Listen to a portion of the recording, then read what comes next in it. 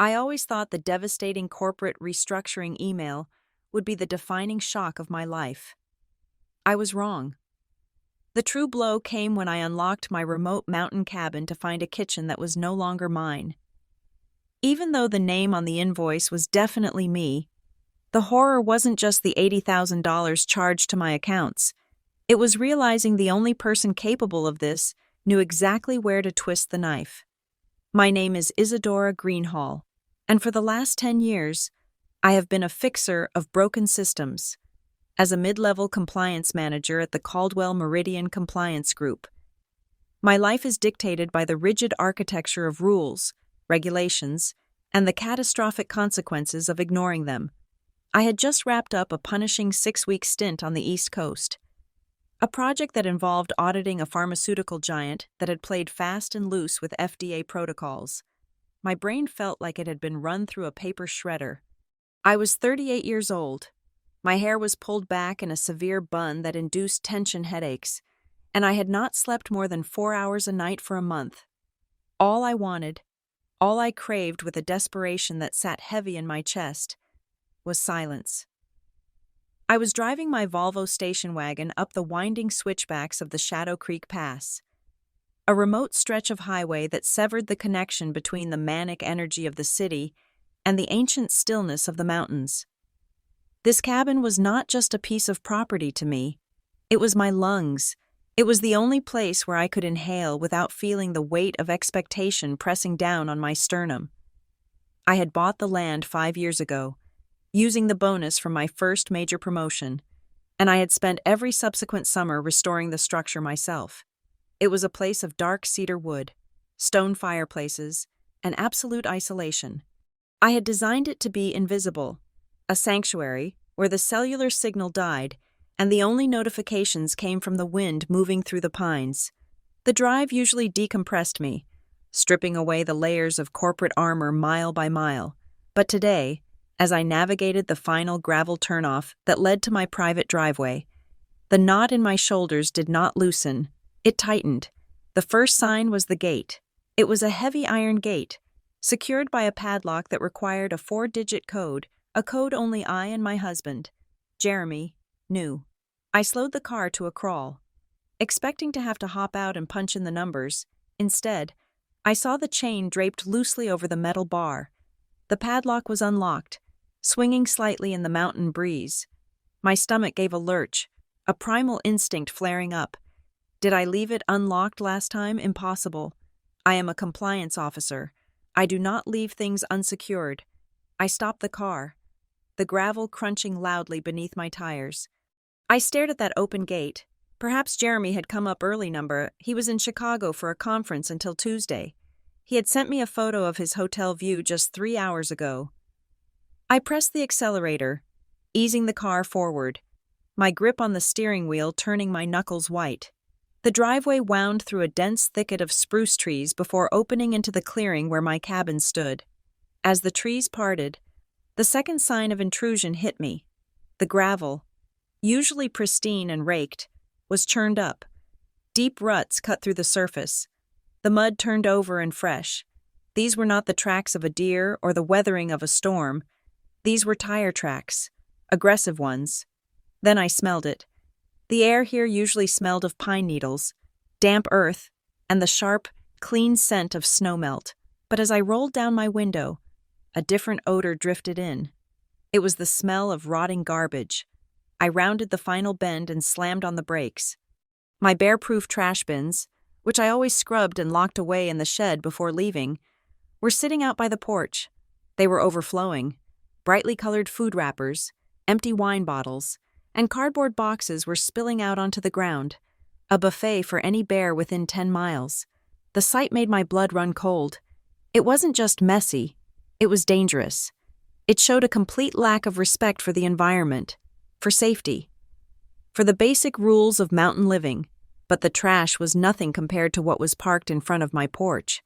It was a white SUV, a Range Rover, pearl white, gleaming ridiculously against the rugged backdrop of the dark forest.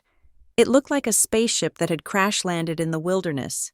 It was parked haphazardly, 2 wheels up on the stone edging of my garden bed, crushing the winter-blooming heather I had planted last autumn. I knew that car. It was familiar in a way that made my throat constrict. It belonged to the one person I had specifically, explicitly, and repeatedly told that this cabin was off-limits. I killed the engine. The silence that followed was not the peaceful silence I had driven 5 hours to find. It was a heavy, loaded silence, the kind that comes before an explosion. I stepped out of the car. The mountain air bit at my cheeks, but I barely felt it. I was wearing my travel clothes, stiff dress slacks, and a silk blouse under a trench coat utterly inappropriate for a confrontation in the mud. But I marched toward the porch stairs with the gait of a woman walking into a boardroom battle. As I got closer, the details of the violation became clearer, sharper, and more nauseating. My cabin was rustic. It was built of rough-hewn logs and river stone. It was designed to blend in, but the porch had been transformed. Gone was my simple, hand-woven doormat that said, "Leave the mud, bring the wine." In its place was a bright choir mat with a swirling script font that read, "Good vibes only," hanging on my front door. Covering the beautiful grain of the aged oak was a massive wreath made of bleached pampas grass and fake white roses. It looked like something from a cheap wedding venue. Beside the door, a large, modern ceramic planter geometric and stark white sat askew, holding a fiddle-leaf fig that was clearly dead from the cold. This was not my home. This was a set, a backdrop. I reached into my pocket and closed my hand around my keys. The metal felt cold and hard, a grounding totem. My mind was racing, trying to connect the dots. How did she get in? Who gave her the code? How long had she been here to generate that much trash? I climbed the wooden steps, my boots thudding heavily. I wanted to make noise. I wanted to announce my presence. I jammed the key into the lock, ready to twist it with force, ready to storm in and demand answers. But the key didn't turn, because the door was already unlocked. Before I could even process the sensation of the loose cylinder, the handle turned from the inside. The door swung open. Warmth rushed out to meet me, carrying the cloying scent of vanilla and artificial hazelnut. And there she was, my sister. She was leaning against the doorframe, wearing a matching cashmere lounge set in a soft oatmeal color that probably cost more than my first car. Her hair was perfectly blow-dried, falling in soft waves over her shoulders. She held a ceramic mug in both hands, cradling it as if she were in a commercial for cozy mornings. She didn't look surprised. She didn't look guilty. She looked at me with a bright, terrifyingly casual smile, as if I were the neighbor dropping by to borrow sugar, rather than the owner of the house she had broken into. "Isadora," she exclaimed, her voice light and airy. "You're here. I didn't think you would make it up until the weekend." I stood frozen on the doormat that promised only good vibes, my brain misfiring. The audacity was so total, so complete, that it short-circuited my anger for a split second, leaving only confusion. "What are you doing here?" I managed to say. My voice sounded strange to my own ears, hoarse, low, dangerous. She took a sip of her coffee, her eyes crinkling at the corners. "Oh, don't be like that. I just needed a little getaway. You know how stressful the city gets." She stepped back, gesturing for me to enter my own house. Come in. You look terrible. Izzy, seriously, have you slept at all?" I stepped over the threshold, my eyes darting around. The entryway was cluttered with shoes, not hiking boots, but designer sneakers and suede booties that had no business on a dirt road. A massive suitcase sat open in the hallway, clothes exploding out of it like a pastel bomb. "How did you get in?" I asked, ignoring her invitation. I didn't take off my coat. I didn't put down my bag. I needed to remain armored. "The gate code. The keys? How did you get in?" She waved a hand dismissively. "Oh, Jeremy is such a sweetheart. I told him I needed a place to clear my head, and he said, 'What is family for?' He really worries about you. You know, he thinks you're too possessive of this place." Jeremy. The name hit me like a physical blow. My husband. The man who knew exactly why I built this place. The man who knew that my sister was a chaotic vortex who destroyed everything she touched: finances, relationships, peace of mind. He had given her the code. He had given her the keys. He gave you the keys, I repeated, the statement flat. Well, he mailed them, she corrected, turning to walk deeper into the house. I've been here for about 10 days. Honestly, Isadora, you really need to update the heating system. It took me 2 days just to figure out the thermostat. 10 days. She had been living in my sanctuary for 10 days while I was battling federal regulators in a windowless conference room in New Jersey. 10 days of sleeping in my bed, using my water, burning my wood. I felt a wave of nausea rise in my throat, hot and acidic. It wasn't just anger anymore. It was a profound sense of violation. It was the feeling of coming home to find a stranger wearing your clothes. But this was worse, because the stranger was family, and she felt entitled to the clothes. You need to leave, I said. Now, pack your things. She stopped walking and turned around, a look of genuine confusion on her face.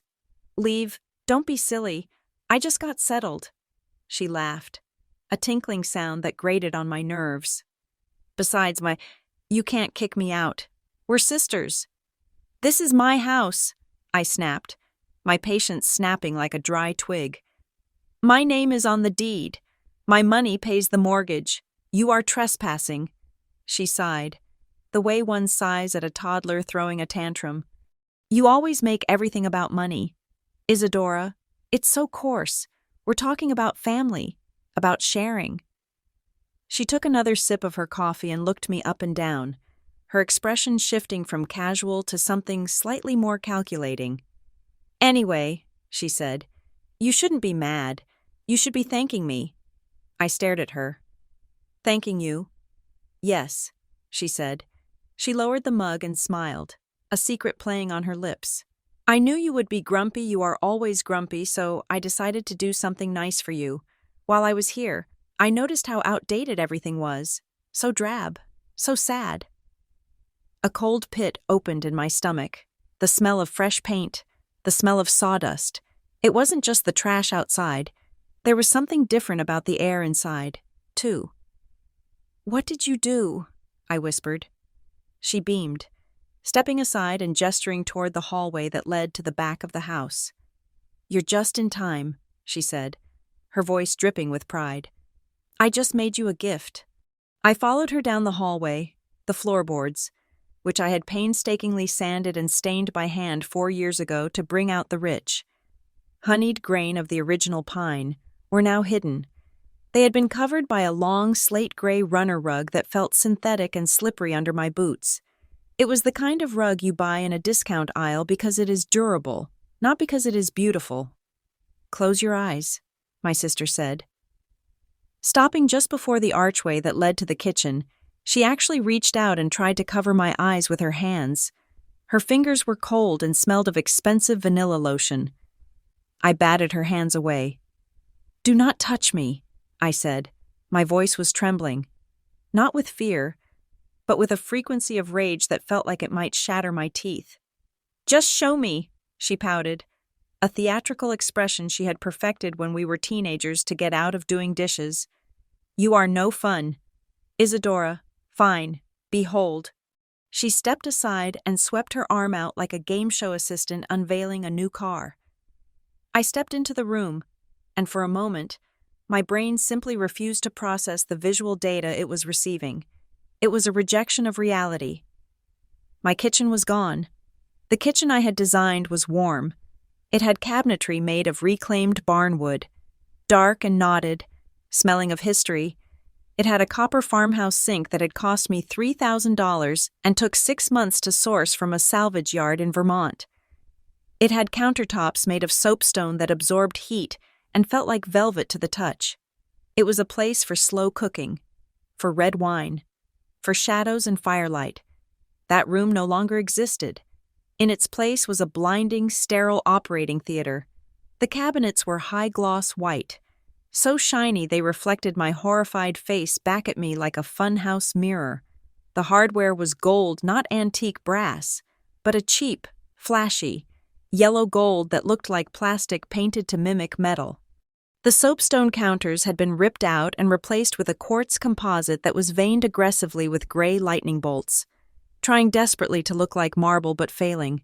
And the lighting, my God, the lighting. Gone were my vintage pendant lamps with the Edison bulbs that cast a soft, amber glow. The ceiling was now studded with recessed LED can lights that blazed with the blue-white intensity of a hospital examination room. It was brighter than the sun at noon. It exposed every pore, every speck of dust, every flaw. It opens up the space so much, does it not? My sister chirped, walking over to the island, which was now twice the size it used to be, and blocked the natural flow to the back door. She ran her hand lovingly over the cold quartz. The old kitchen was so dungeon-like, so dark. I mean, honestly, Isadora, how did you even cook in here without getting depressed? This is modern. This is fresh. This is Scandinavian minimalist farmhouse chic. I walked forward slowly, feeling like an intruder in a stranger's house. I reached out and touched the countertop.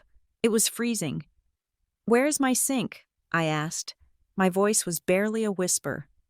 "Oh, that old copper thing." She wrinkled her nose. It was hideous. It looked dirty even when it was clean. The contractor said he could take it off our hands for a haul-away fee, but I told him to just smash it. We put in this deep stainless steel basin instead. Look, it has a touchless faucet. She waved her hand in front of the faucet, and water blasted out with the force of a fire hose, splashing onto the new quartz. "The contractor," I repeated. I turned to look at her. "You hired a contractor?"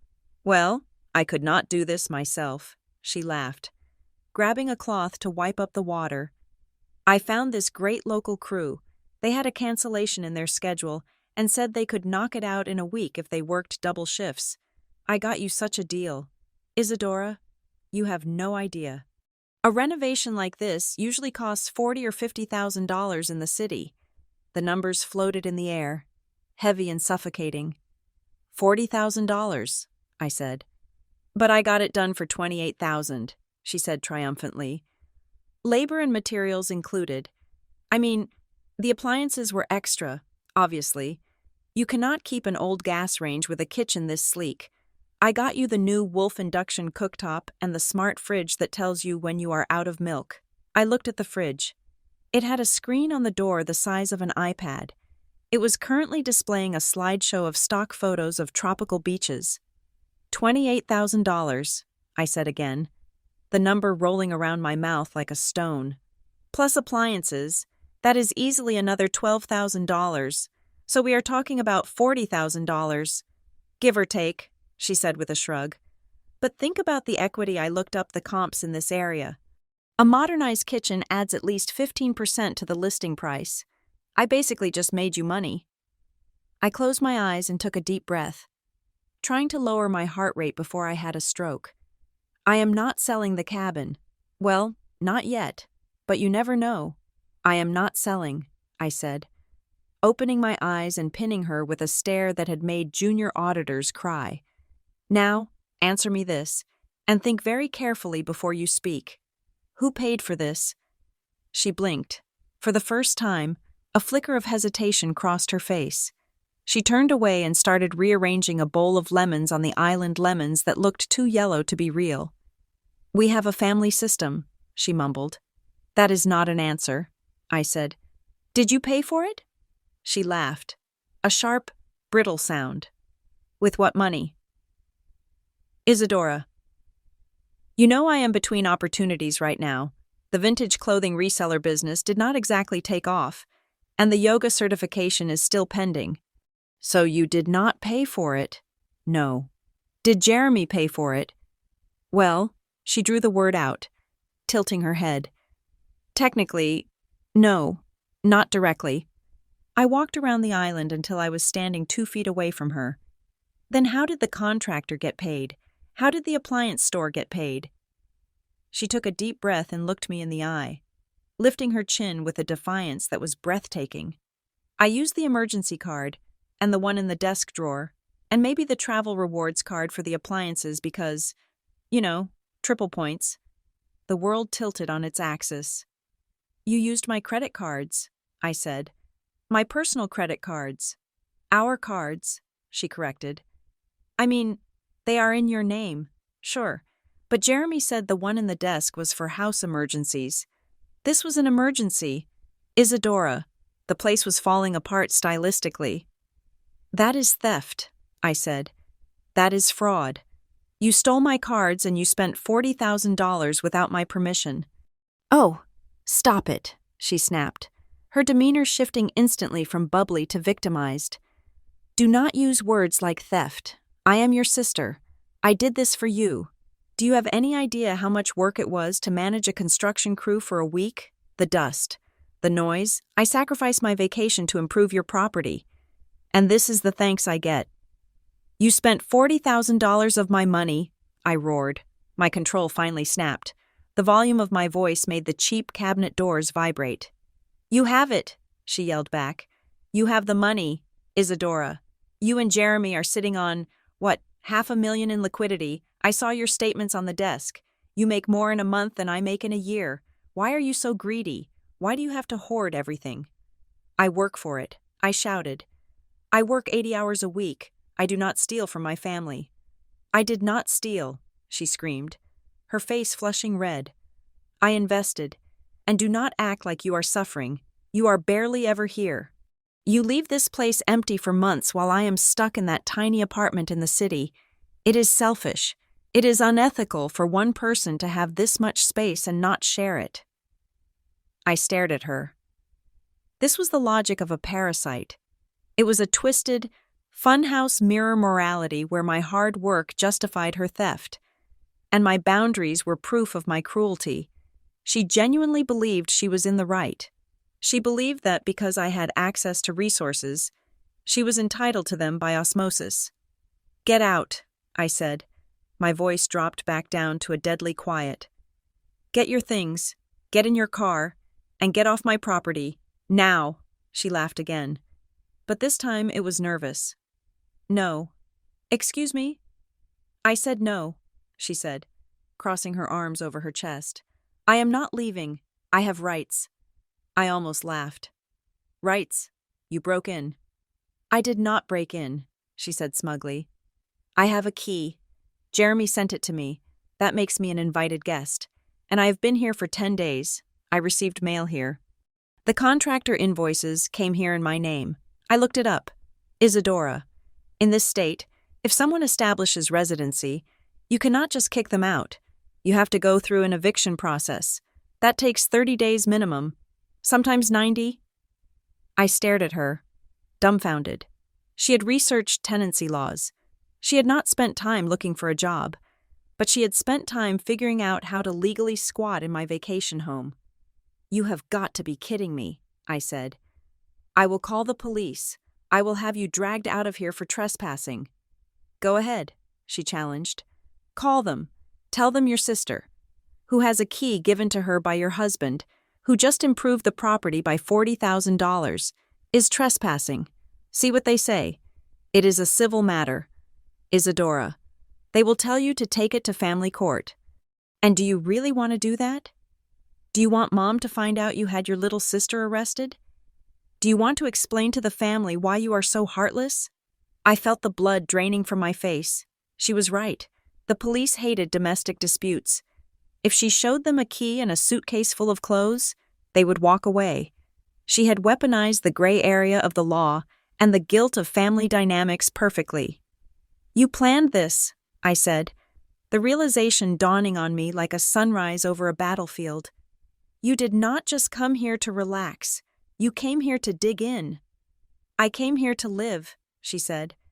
I need a fresh start, and you have plenty of room. She turned back to the smart fridge and tapped the screen to stop the beach slideshow. Besides, she said, her voice dropping to a conspiratorial whisper, Jeremy thinks it is a good idea. We talked about it last night. He thinks you are too stressed. Isadora. He thinks having me here to manage the property would be good for you. He said you need to learn to let go of control. I froze. You talked to Jeremy last night? I asked. Of course, she said. grabbing a bottle of sparkling water from the fridge. "We talk all the time. He was the one who suggested the quartz. Actually, he said you would hate it at first because you hate change, but that I should just do it, and you would thank us later." She took a sip of the water and smiled at me over the rim of the bottle. "He said you are just rigid, and that we need to help you loosen up." The room seemed to tilt. The bright white lights of the kitchen blurred. Jeremy didn't just give her the key. He didn't just passively allow this. He was discussing design choices with her. He was authorizing purchases. He was psychoanalyzing me with her behind my back. "He chose the quartz," I repeated. "Yep." She popped the P. "He said the gray veins looked like money." I looked at the kitchen again. I didn't see a renovation anymore. I saw a crime scene.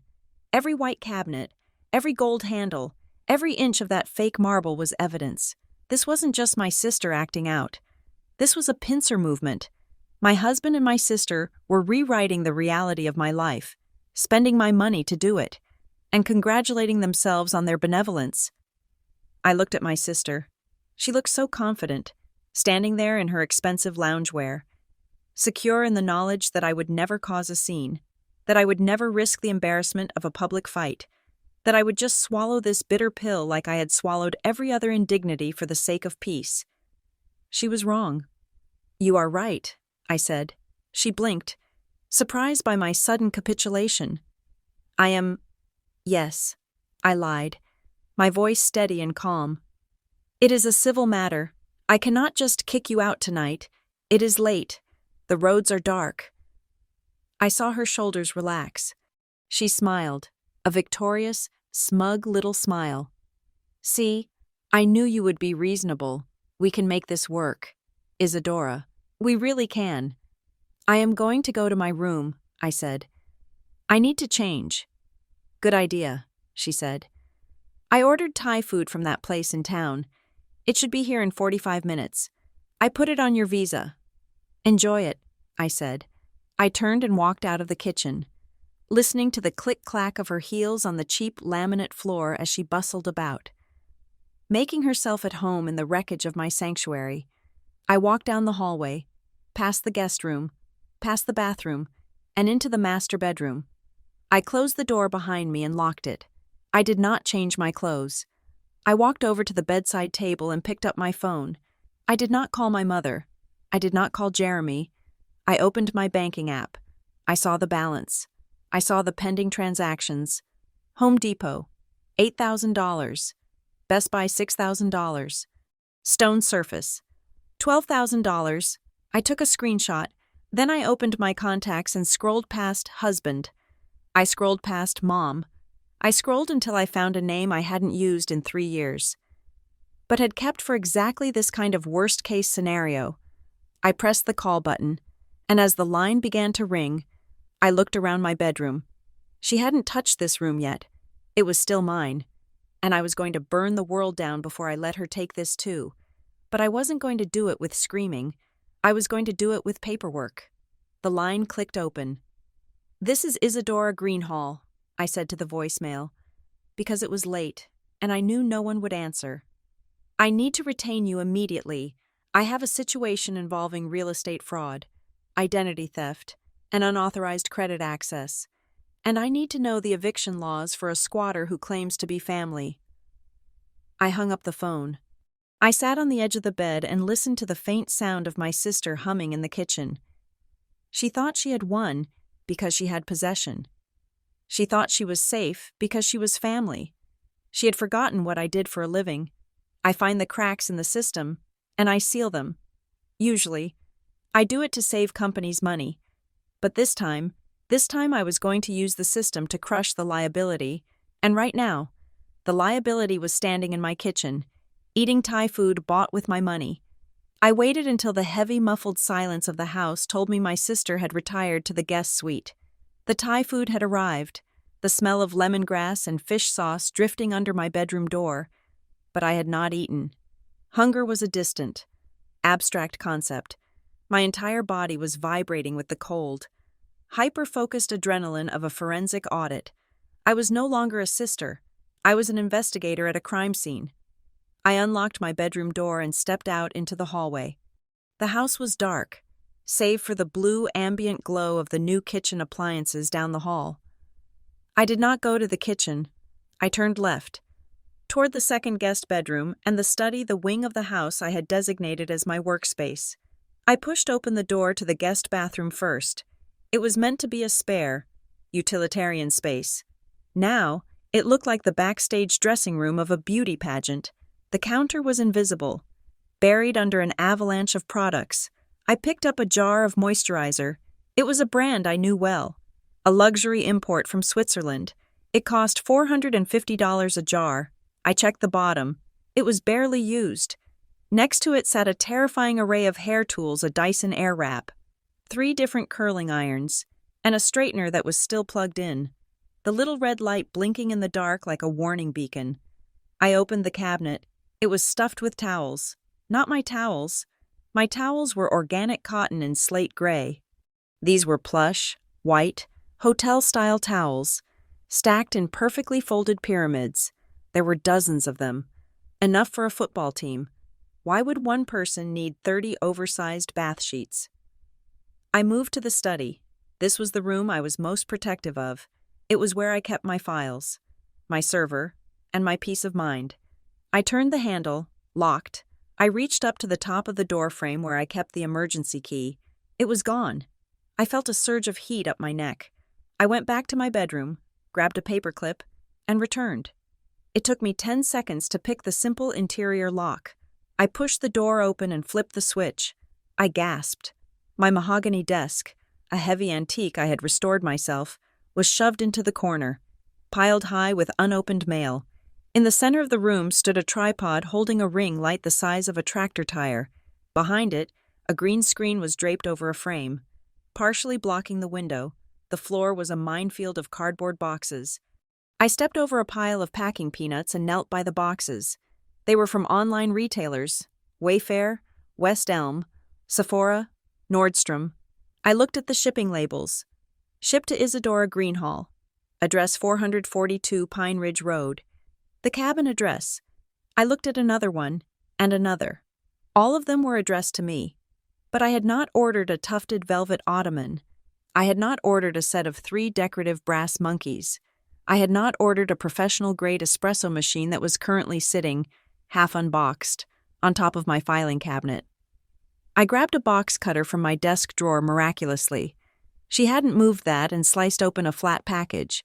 It was a warranty card for a 60-inch 4K television. I didn't even know where the television was. Probably mounted on a wall I hadn't looked at yet. I sat down in my desk chair, pushing aside a stack of invoices. I powered on my laptop. I needed to see the digital trail. The physical boxes were just the tip of the iceberg. I logged into my primary bank account. The interface loaded, and I immediately saw the damage I had glimpsed on my phone earlier. But on the big screen, it was a catastrophe. I filtered the transactions by merchant category. Home improvement, $28,000. Retail/electronics, $9,400. Services/spa, $3,200. I clicked on the Services tab. The dates made my breath hitch. November 12th, December 3rd, December 22nd. She hadn't just been here for 10 days. I cross-referenced the dates with the gas station charges. There were fill-ups at the Shell station 10 miles down the mountain every week for the last 3 months. 3 months. She had been living here since October. She had moved in right after I closed the cabin for the winter season. Jeremy had told me she was staying with friends in the city. He had lied. She had been here, spending my money, burning my firewood, and buying $400 face cream while I was working 16-hour days to secure a promotion. But how had I missed this? I checked my statements. I am diligent. I navigated to the Profile and Settings tab of the banking portal. I clicked on Contact Information. My billing address was not my apartment in Chicago. It was a post office box in the town of Ridley, the small hamlet at the base of the mountain. I stared at the screen. She had changed the billing address. That was why the physical statements hadn't come to the apartment. But what about the emails? I checked the notification settings. Paperless statements off. Email alerts off. She or someone helping her had systematically dismantled my alert system. They had routed the paper trail to a box I didn't have a key to and silenced the digital alarms. This wasn't just mooching. This was identity theft. This was a hostile takeover of my financial existence. I opened my email client, searching for anything that might have slipped through. I went to the trash folder. It was empty. Someone had been scrubbing it. I went to the archive. There, buried under hundreds of work emails I had auto-archived, was a confirmation from a site called Mountain Escapes. I clicked it. It was a host profile confirmation. Welcome. Isadora. Your property, the rustic luxe retreat, is now live. I felt the blood drain from my face. I clicked the link to the listing. There it was, my cabin. But the photos were wrong. They showed the new kitchen. They showed the guest room with the 30 fluffy towels. They showed the studio set up as a creator's corner, the rustic luxe retreat. Experience modern luxury in the wild.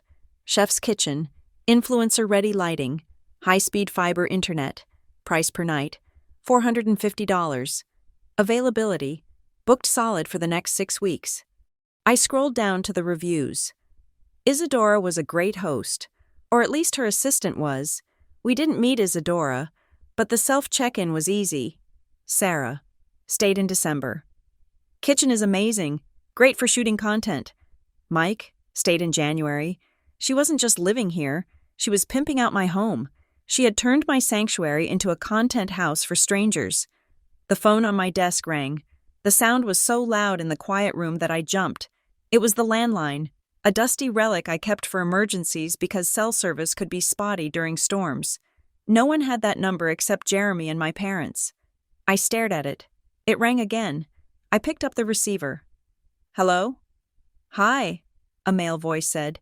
He sounded young, impatient. Is this the host? I gripped the phone tighter. Who is this? This is Kevin. We are the booking for tonight. The GPS took us to a weird service road. We are at the bottom of the driveway, but the gate code isn't working. The app said it was 4499. 4499. That wasn't my code. That was a new code. There is no booking, I said, my voice ice cold. What look? I have the confirmation right here. We paid $1,200 for 3 nights. Are you going to open the gate, or do I need to call support? I slammed the phone down. I stood up. I didn't feel tired anymore. I felt nuclear. I walked out of the office and marched down the hall. I didn't care about waking her up. I kicked the door to the guest suite open. My sister was sitting up in bed, typing on her phone. She was wearing a silk eye mask pushed up on her forehead. She didn't look terrified. She looked annoyed. Do you have any idea what time it is? She huffed. Who is Kevin? I asked. She froze. Her thumbs hovered over the screen. Who? Kevin, the man currently at the bottom of my driveway who thinks he paid $1,200 to sleep in my house. She sighed and dropped the phone onto the duvet. Ugh, I told him the check-in window closed at 10. These people have no boundaries. These people? I stepped into the room. You are renting out my house. I am monetizing an asset, she corrected, swinging her legs out of bed. God, Isadora, do you have to be so dramatic? The cabin sits empty 90% of the time. It is a waste. I just listed it on a few niche sites for digital nomads and creators. It is practically passive income. Passive income, I repeated. And where is this income? Because I just looked at my bank account, and I see $40,000 going out, but I see $0 coming in. She stood up and wrapped her robe around herself tight. Well, obviously I have to recoup the investment first. The renovation costs, the staging, the marketing. The money goes into a separate business account I set up to manage the property expenses. It is standard accounting. A business account, I said. In whose name? She didn't answer. She didn't have to. You are collecting rent on a property you do not own, I said, putting the pieces together. You used my credit cards to renovate it to increase the rental value. You changed the billing address so I wouldn't see the debt. And you are funneling the revenue into an account I cannot access.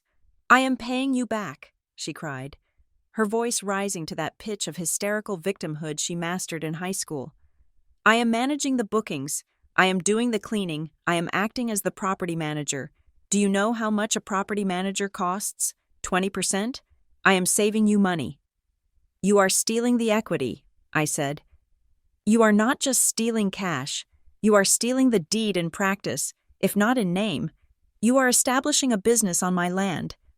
It is our family's land, she screamed. Why are you so obsessed with ownership? We are sisters. If I make money, we all win. The phone in the hallway started ringing again. Kevin was calling back. Open the gate, she hissed. If they leave a bad review, it tanks the algorithm. We will lose superhost status. I looked at her. I looked at the stranger she had become, or perhaps the stranger she had always been, finally revealed by the high-contrast lighting of a felony. No, I said. Isadora, open the damn gate. They paid. You took their money, I said. You open the gate. You explain to them why the owner is throwing them out. I turned around and walked away. Where are you going? She yelled after me. You cannot leave. We have guests. I walked back to my bedroom. I grabbed my purse. I grabbed my laptop. I grabbed the folder of invoices I had gathered from the office. I didn't pack clothes. I didn't brush my teeth. I needed to be out of that house. The air in there was toxic. It was poisoned by gaslighting and greed. If I stayed, I would scream. I would throw things. I would give her exactly what she wanted, a chaotic, emotional sister fight that she could spin into a story about me being unstable. I walked out the front door. Past the good vibes only mat, the white Range Rover was still parked on my heather. I got into my Volvo. I reversed out, tires crunching on the gravel. At the bottom of the driveway, I saw a sedan idling by the gate. A young couple looked at me with hopeful, confused expressions. I rolled down my window. Are you the host? The guy asked. No, I said. I am the owner. The property is closed. You have been scammed. I suggest you call the police and your credit card company.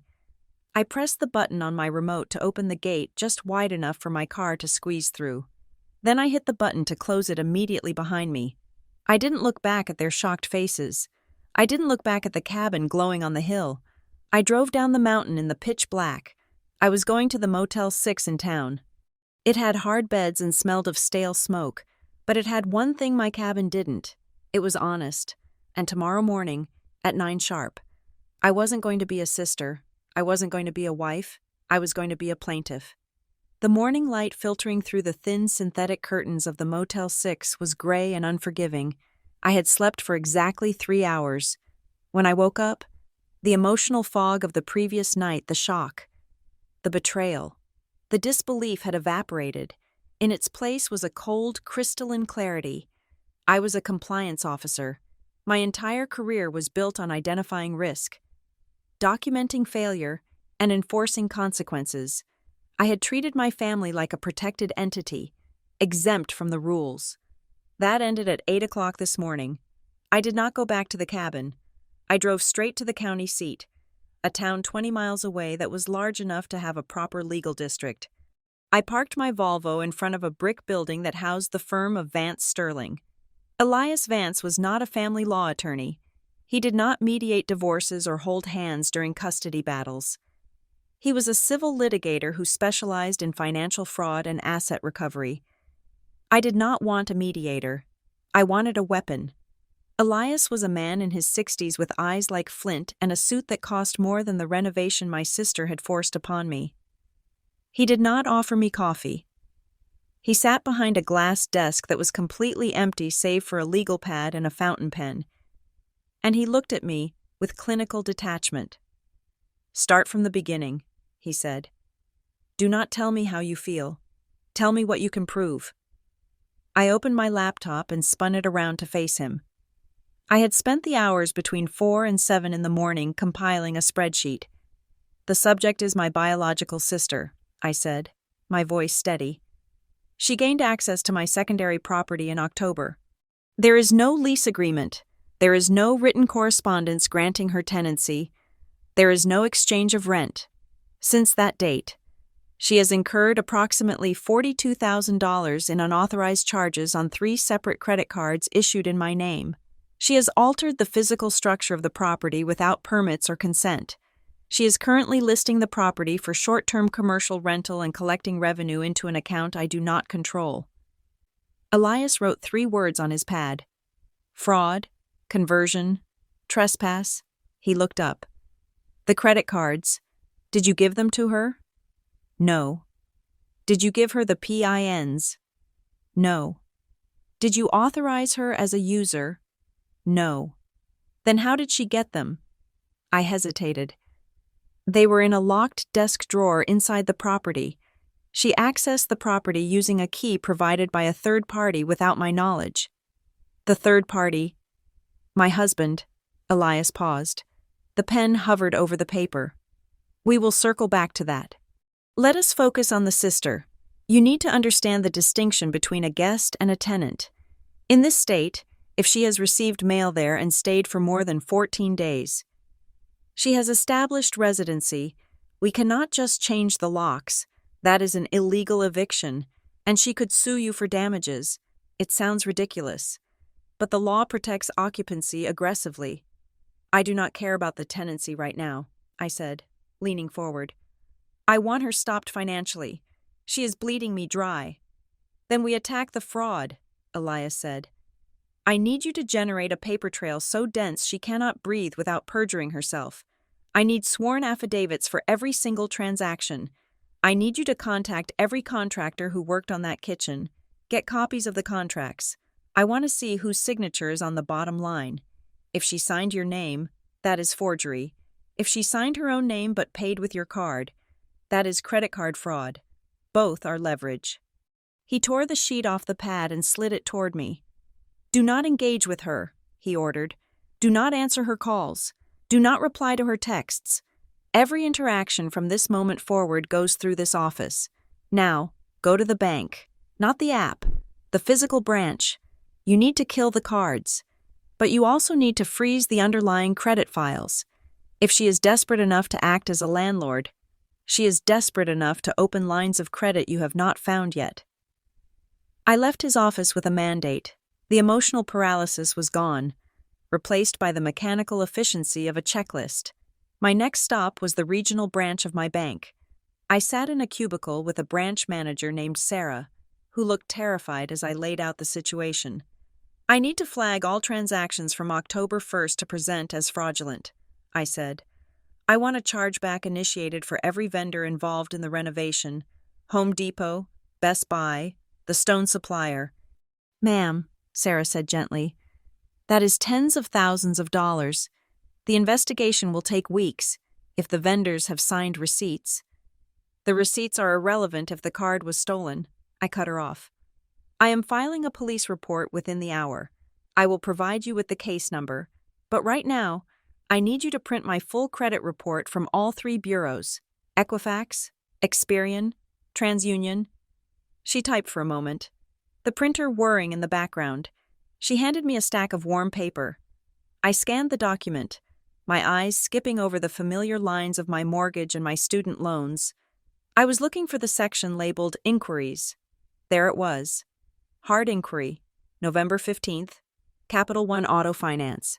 Hard Inquiry, December 2nd, SoFi Personal Loans. My breath hitched. She hadn't just used the cards in the desk. She had tried to take out a loan.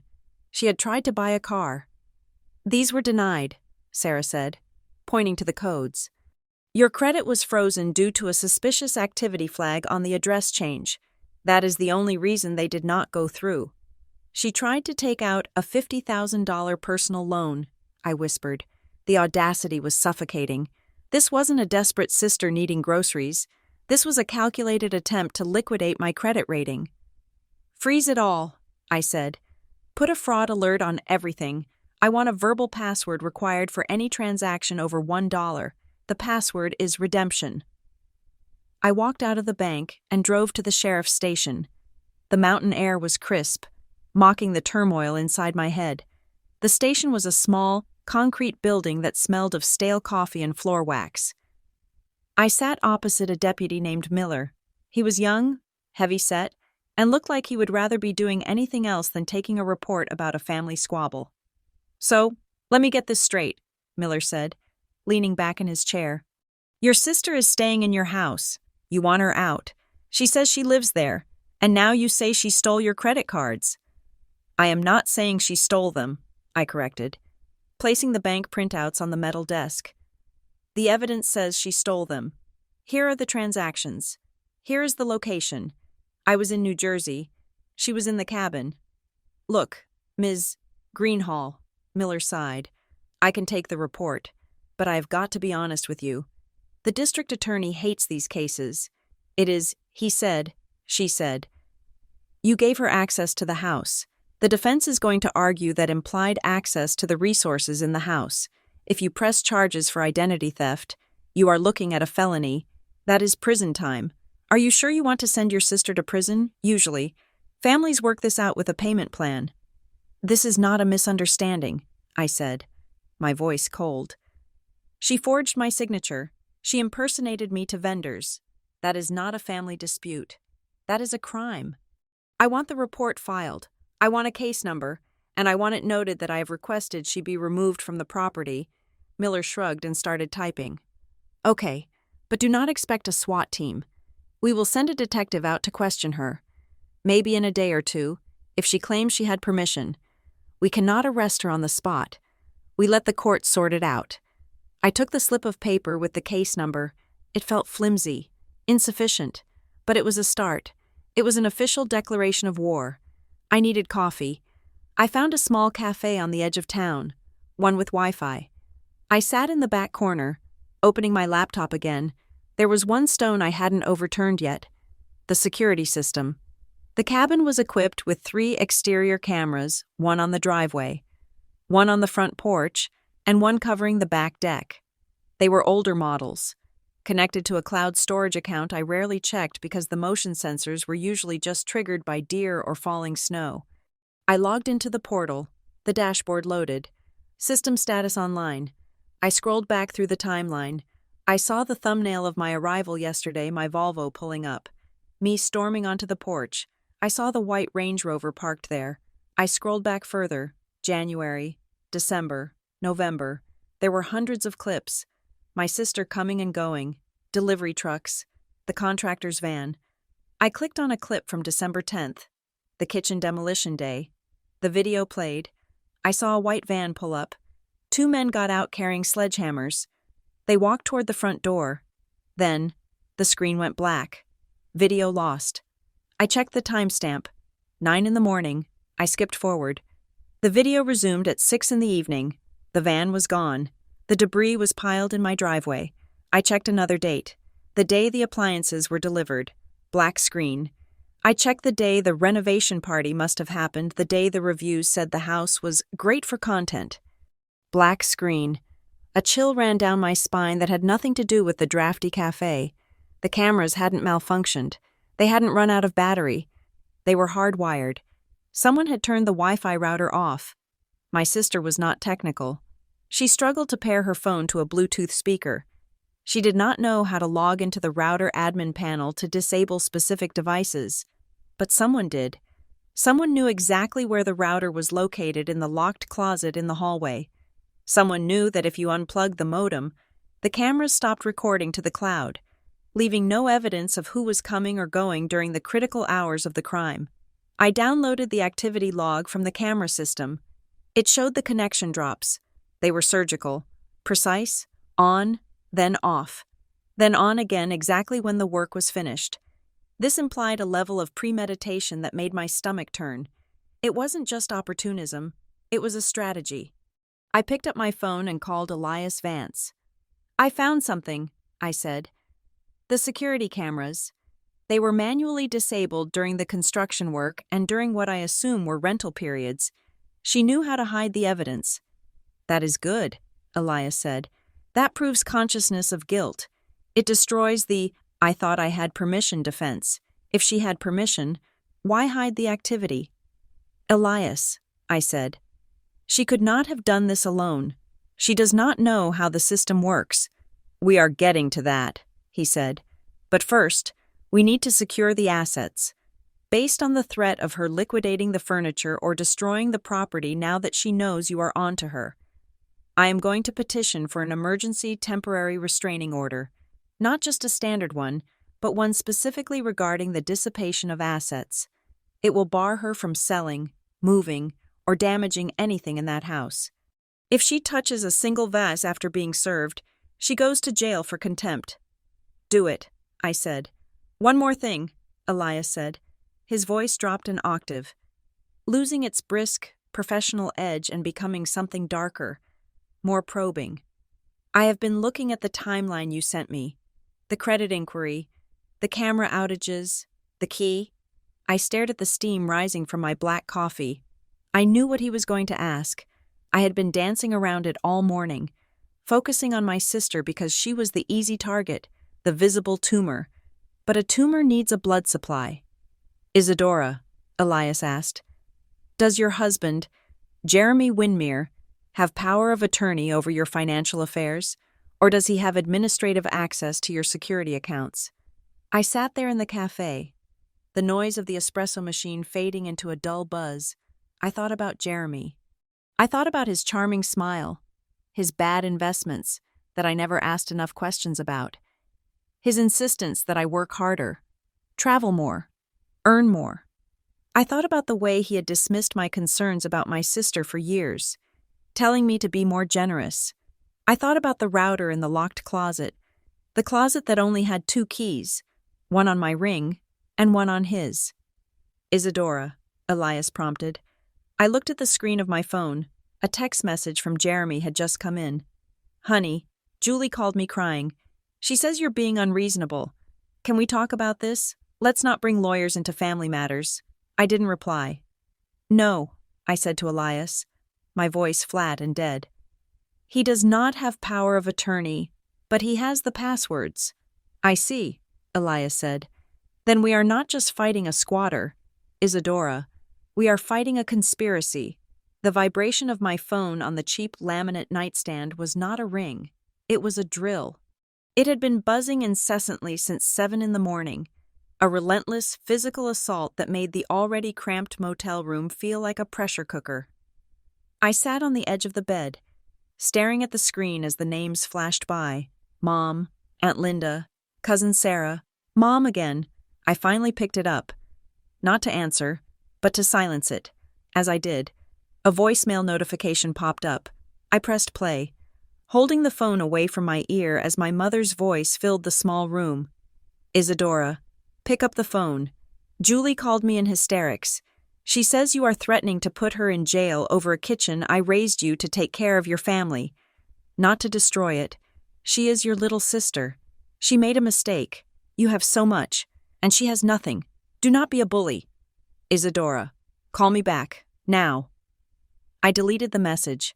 I did not feel the pang of guilt that usually accompanied my mother's disappointment.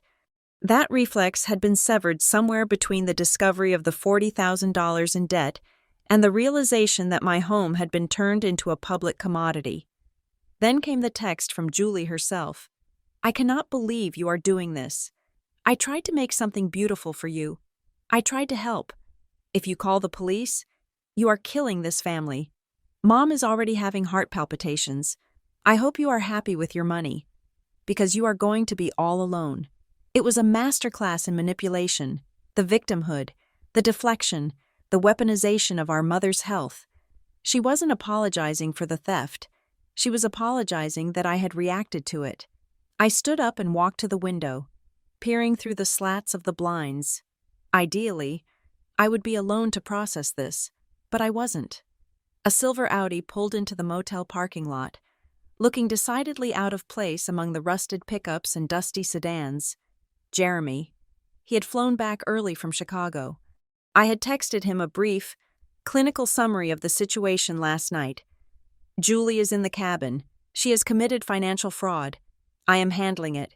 He had responded with, I am coming. I watched him get out of the car.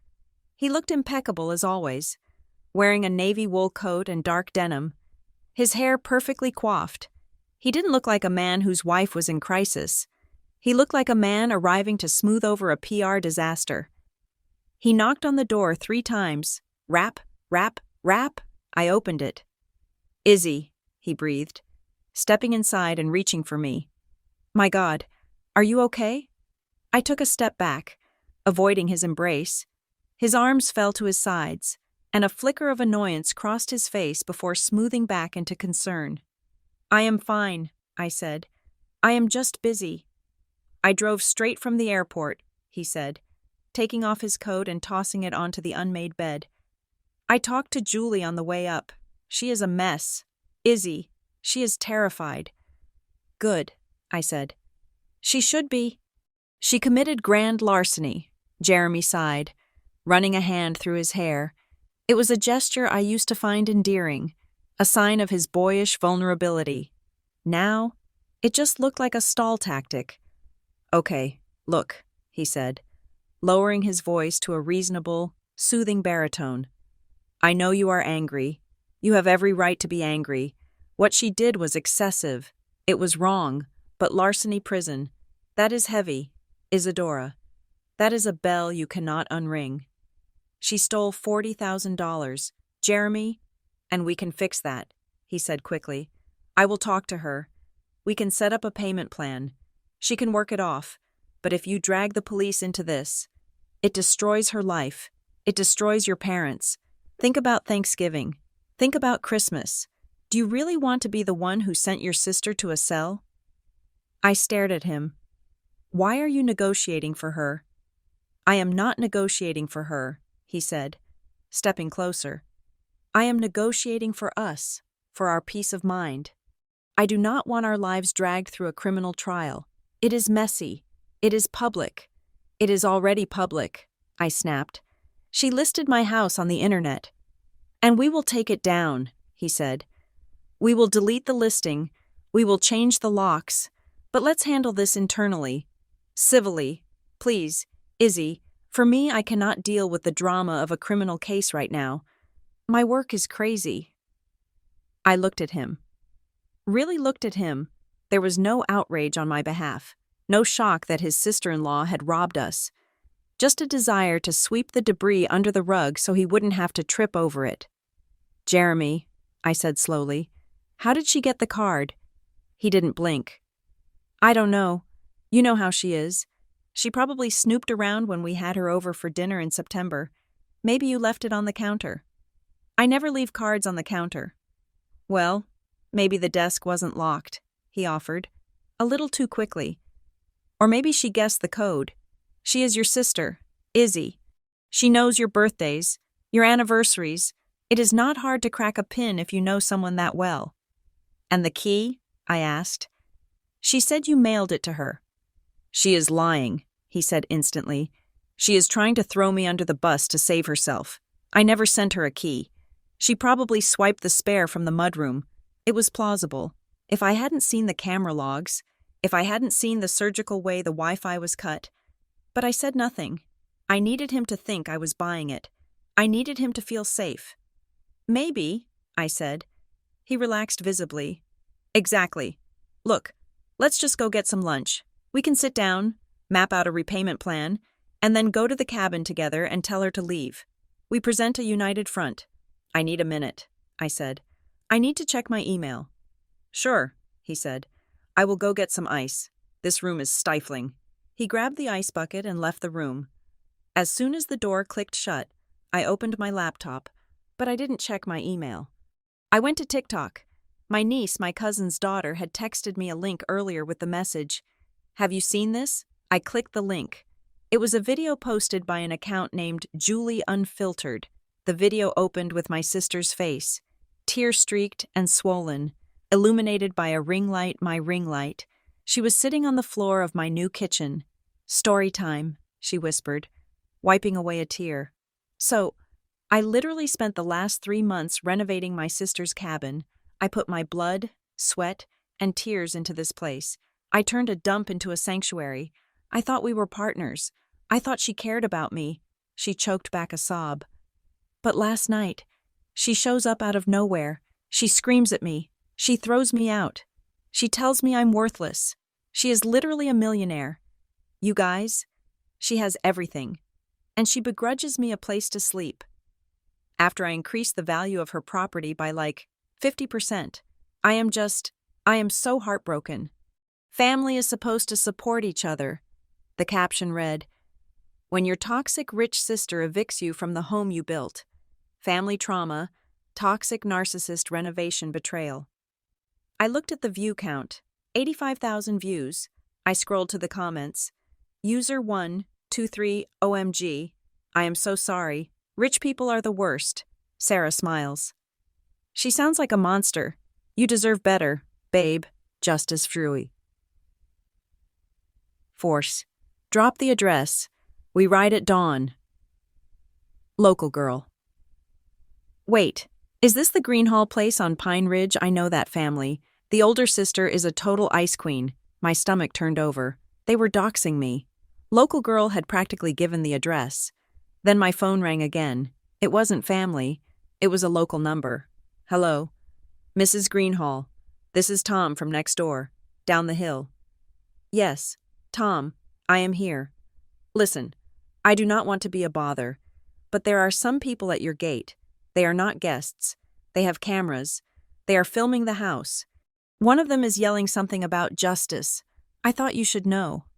Thank you, Tom, I said, my hands shaking. Please stay inside. Do not engage them. I hung up. The internet mob had arrived. My sister had weaponized her tears and unleashed a swarm of strangers on my property. This wasn't just a dispute anymore. It was a siege. A new email pinged on my laptop screen. It was from Stone Surface, the countertop company. Subject urgent. Payment reversed, Ms. Greenhall. We received a notification from your bank that the payment of $12,000 for the quartz installation has been disputed and reversed. Please be advised that unless this is resolved within 24 hours, we will be filing a mechanic's lien against the property and pursuing theft of services charges. We have a signed contract, and we will enforce it. A mechanic's lien. That meant they could force a foreclosure to get paid. It meant the title to the cabin was now clouded. The door opened. Jeremy walked back in, holding the bucket of ice. He looked cheerful, oblivious to the fact that the digital world was burning down around us. Ice machine was slow, he said, setting the bucket on the dresser. So, lunch, I was thinking that Italian place you like. I looked at him. He was so calm. He was so eager to move on. Jeremy, I said, keeping my voice neutral, did you see Julie's TikTok? Her what? He frowned. I do not have TikTok. Izzy, you know that. She posted a video. 80,000 people have seen it. She is claiming I abused her. Strangers are at the gate of the cabin right now. Jeremy's face paled slightly. Jesus. Okay, that is bad. But she is just emotional. She will take it down once we talk to her. She just wants attention. Do not feed into it. The countertop company just emailed, I continued. They are threatening a lien. I will handle it, Jeremy said instantly. I will call them. I will pay them from our joint savings. We will clear the debt, get the lien off, and then deal with Julie later. The important thing is to stop the bleeding. Right? Pay them, I asked. You want to pay for the kitchen? I did not want. It is better than a lien. Isadora, we have to be practical. He took his phone out of his pocket and placed it on the small round table between the two armchairs. I am going to wash my face, he said. Then we go get food. We need to get your blood sugar up. You are spiraling. He walked into the bathroom and closed the door. I heard the tap run. I sat in the chair, staring at his phone. It was an iPhone, face up on the table. We had a rule. We didn't snoop. We trusted. But trust was a currency I was rapidly running out of. The screen lit up. A notification. It was not a text message. It was a notification from a secure messaging app, Signal, the kind of app you use when you do not want records kept. The preview was visible for a split second before the screen went dark again. Jules. He is there. Make sure she doesn't check the basement server. We didn't wipe the backup drive. I felt the air leave the room. We didn't wipe the backup drive. It wasn't a message from a panicked sister to a brother-in-law she was hoping would save her. It was a message from a partner to a co-conspirator. And the name saved in his contacts wasn't Julie or sister-in-law. It was Jules, a nickname, familiar, intimate, and the chat history. When the notification popped, I saw the timestamp of the previous message. Yesterday, 11:45 p.m. He had been texting her while he was sleeping in Chicago.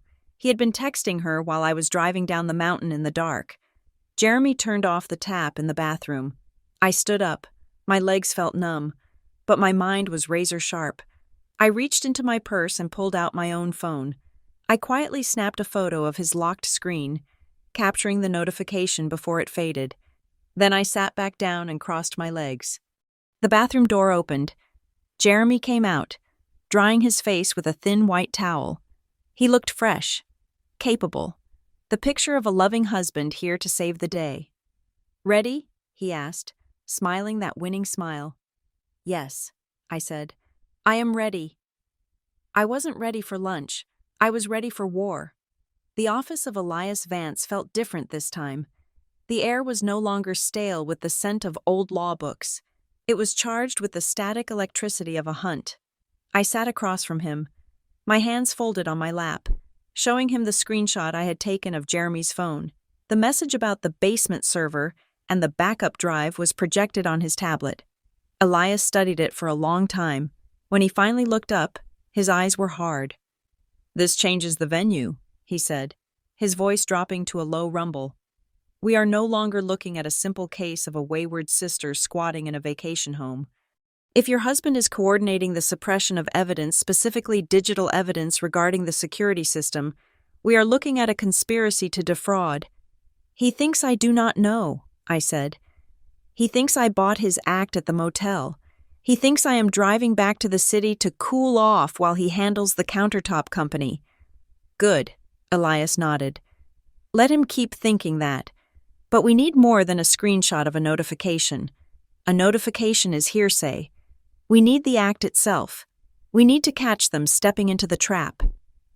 We spent the next hour architecting a scenario that walked the razor's edge of legality.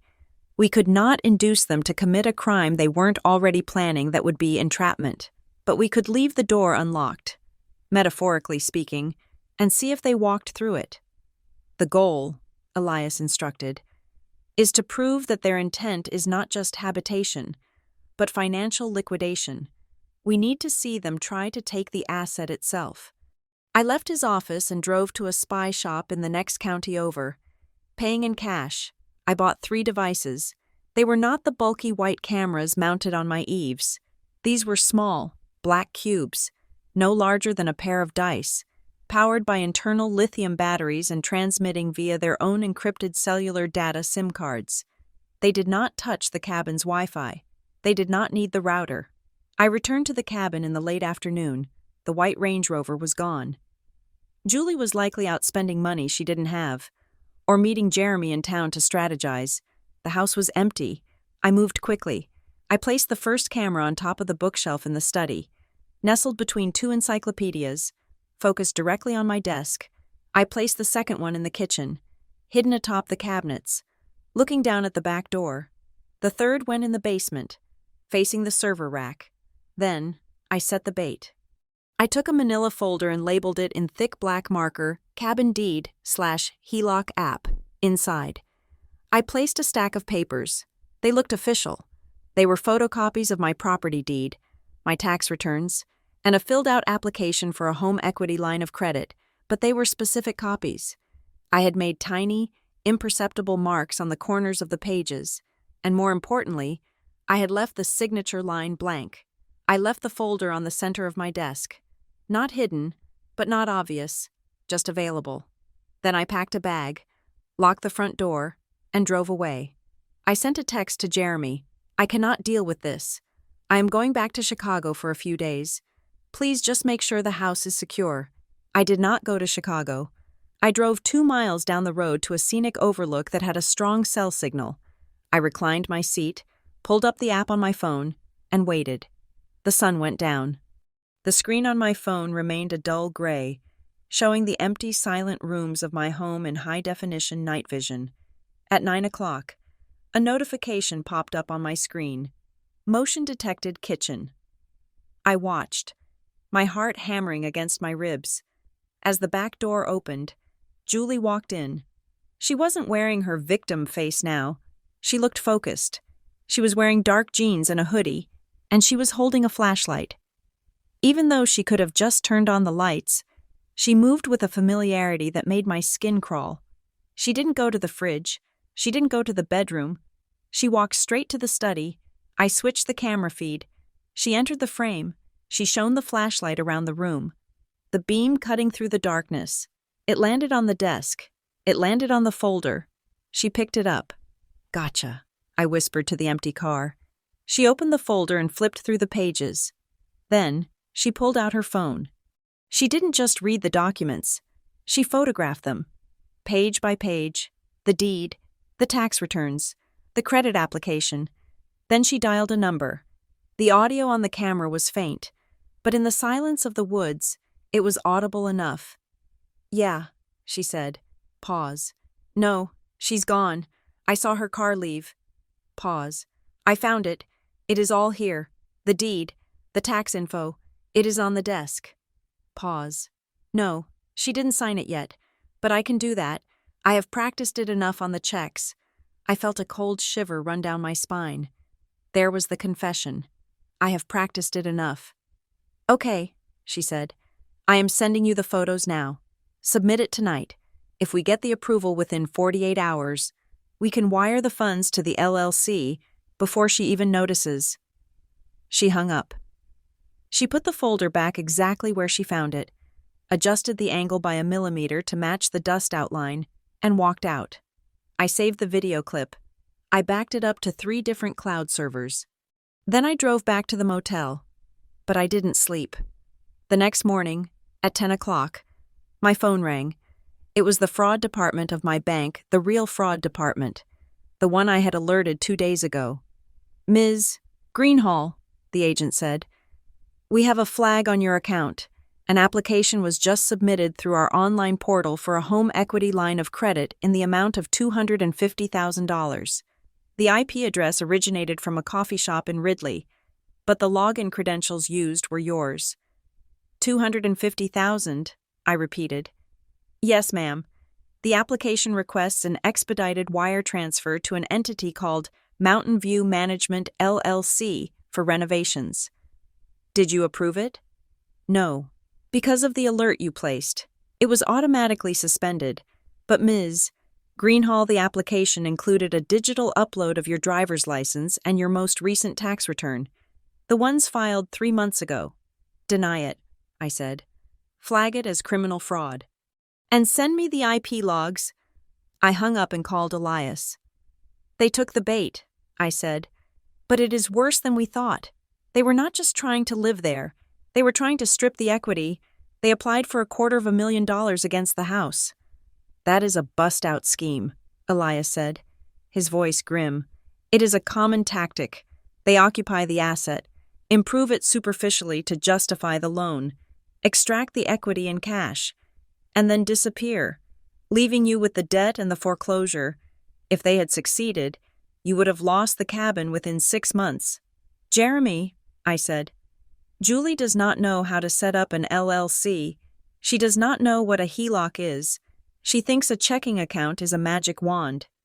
"We need to link him," Elias said. "The video of her on the phone is strong, but it is circumstantial against him specifically. We need to know who she was talking to." "I know who she was talking to," I said. "Knowing and proving are different things in a court of law." "Isadora? Did she say his name?" "No." "Then we need the investigator." I met the private investigator, a man named Silas, at a diner halfway between the town and the city. He had been running a background check on the Mountain View Management LLC that was listed on the loan application. He slid a dossier across the table. "It is a shell," Silas said. "Registered in Delaware 3 weeks ago. The registered agent is a generic service, but the bank account attached to it, that is where they slipped up." He pointed to a highlighted line on the bank document. The initial funding for the account, the minimum deposit to open it, came from a personal checking account. I looked at the name on the account. It wasn't Julie. It wasn't Jeremy. It was Jeremy's mother. He used his mother's account to fund the shell company, Silas said. Probably told her it was for a business venture and he needed to keep his name off it for compliance reasons at his job. But here is the kicker. Isadora, he flipped the page. To verify the identity for the LLC bank account, they used a two-factor authentication phone number. I looked at the number. I knew it by heart. It was the number of the burner phone Jeremy kept in his glove box for emergencies. And regarding the tax returns Julie photographed, Silas continued, I looked at the metadata of the file uploaded to the bank. It wasn't the photo she took last night. I frowned. What do you mean? The photo she took last night was a JPEG, Silas explained.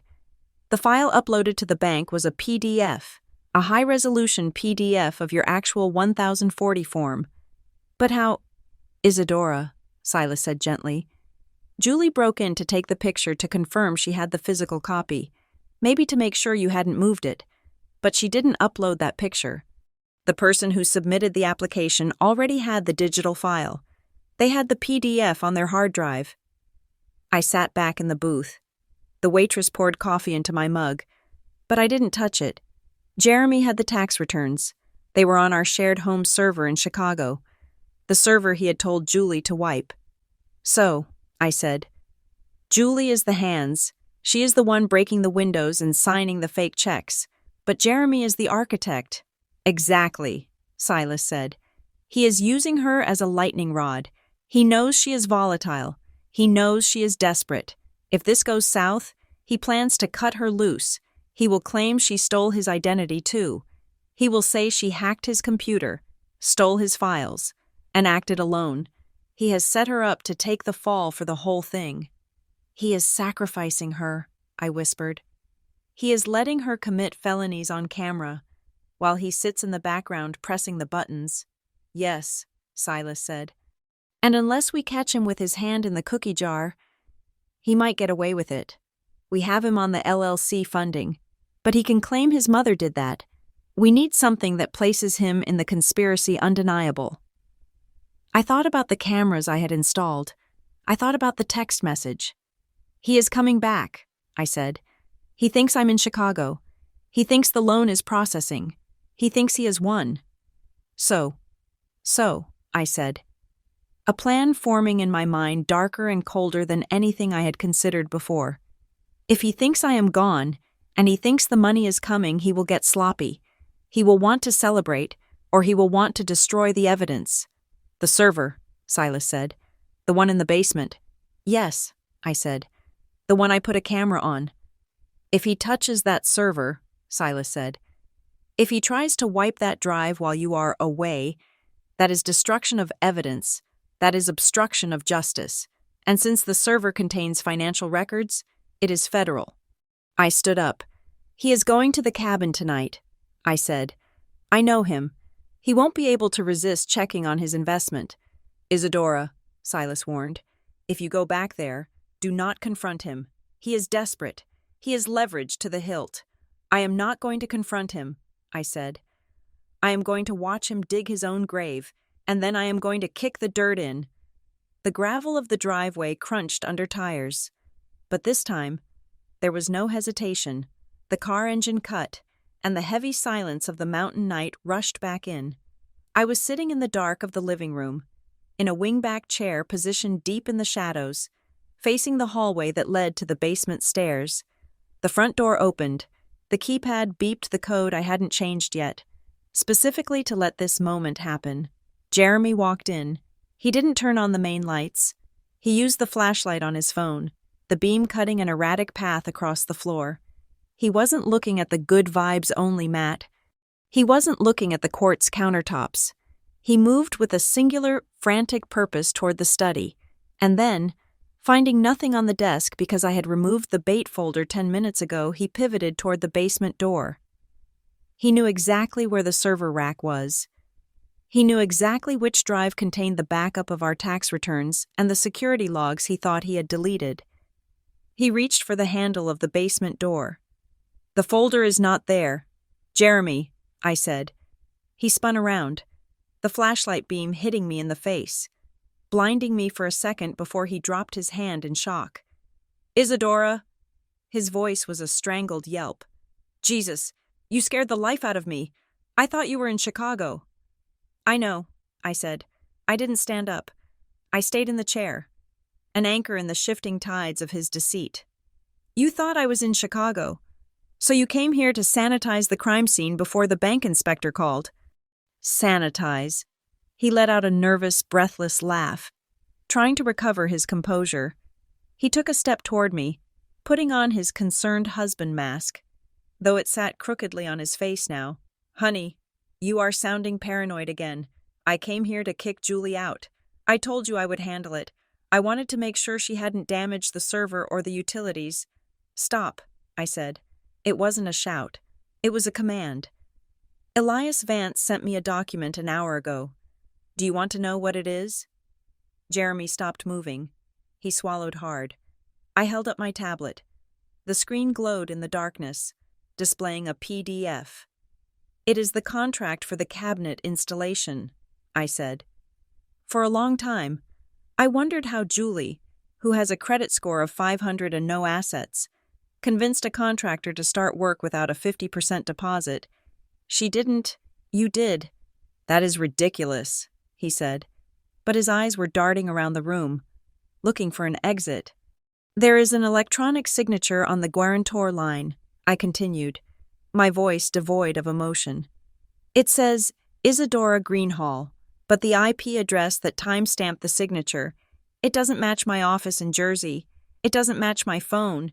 It matches the Wi-Fi at your gym in the city, the gym you go to every Tuesday and Thursday. He started, then stopped. And then there are the emails, I said. You were sloppy. Jeremy, you forwarded the high-resolution scans of the deed and the property survey to Julie's personal email on November 10th.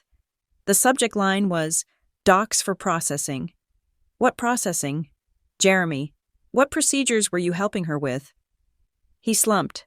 It was a physical collapse, as if the strings holding him up had been cut. He walked over to the sofa and sat down, putting his head in his hands. It was not supposed to be like this, he whispered. Tell me, I said. And if you lie to me one more time, I swear to God, I will call the sheriff who is currently sitting at the bottom of the hill waiting for my signal. He looked up. His face was pale, stripped of the charm that had defined our marriage for 7 years. I made a mistake, he said. Last year, the crypto market. I thought I saw a pattern. I leveraged the joint savings. I took out a margin loan. How much? I asked. $60,000, he said. I closed my eyes. $60,000. He had gambled away a year of savings on a digital hallucination.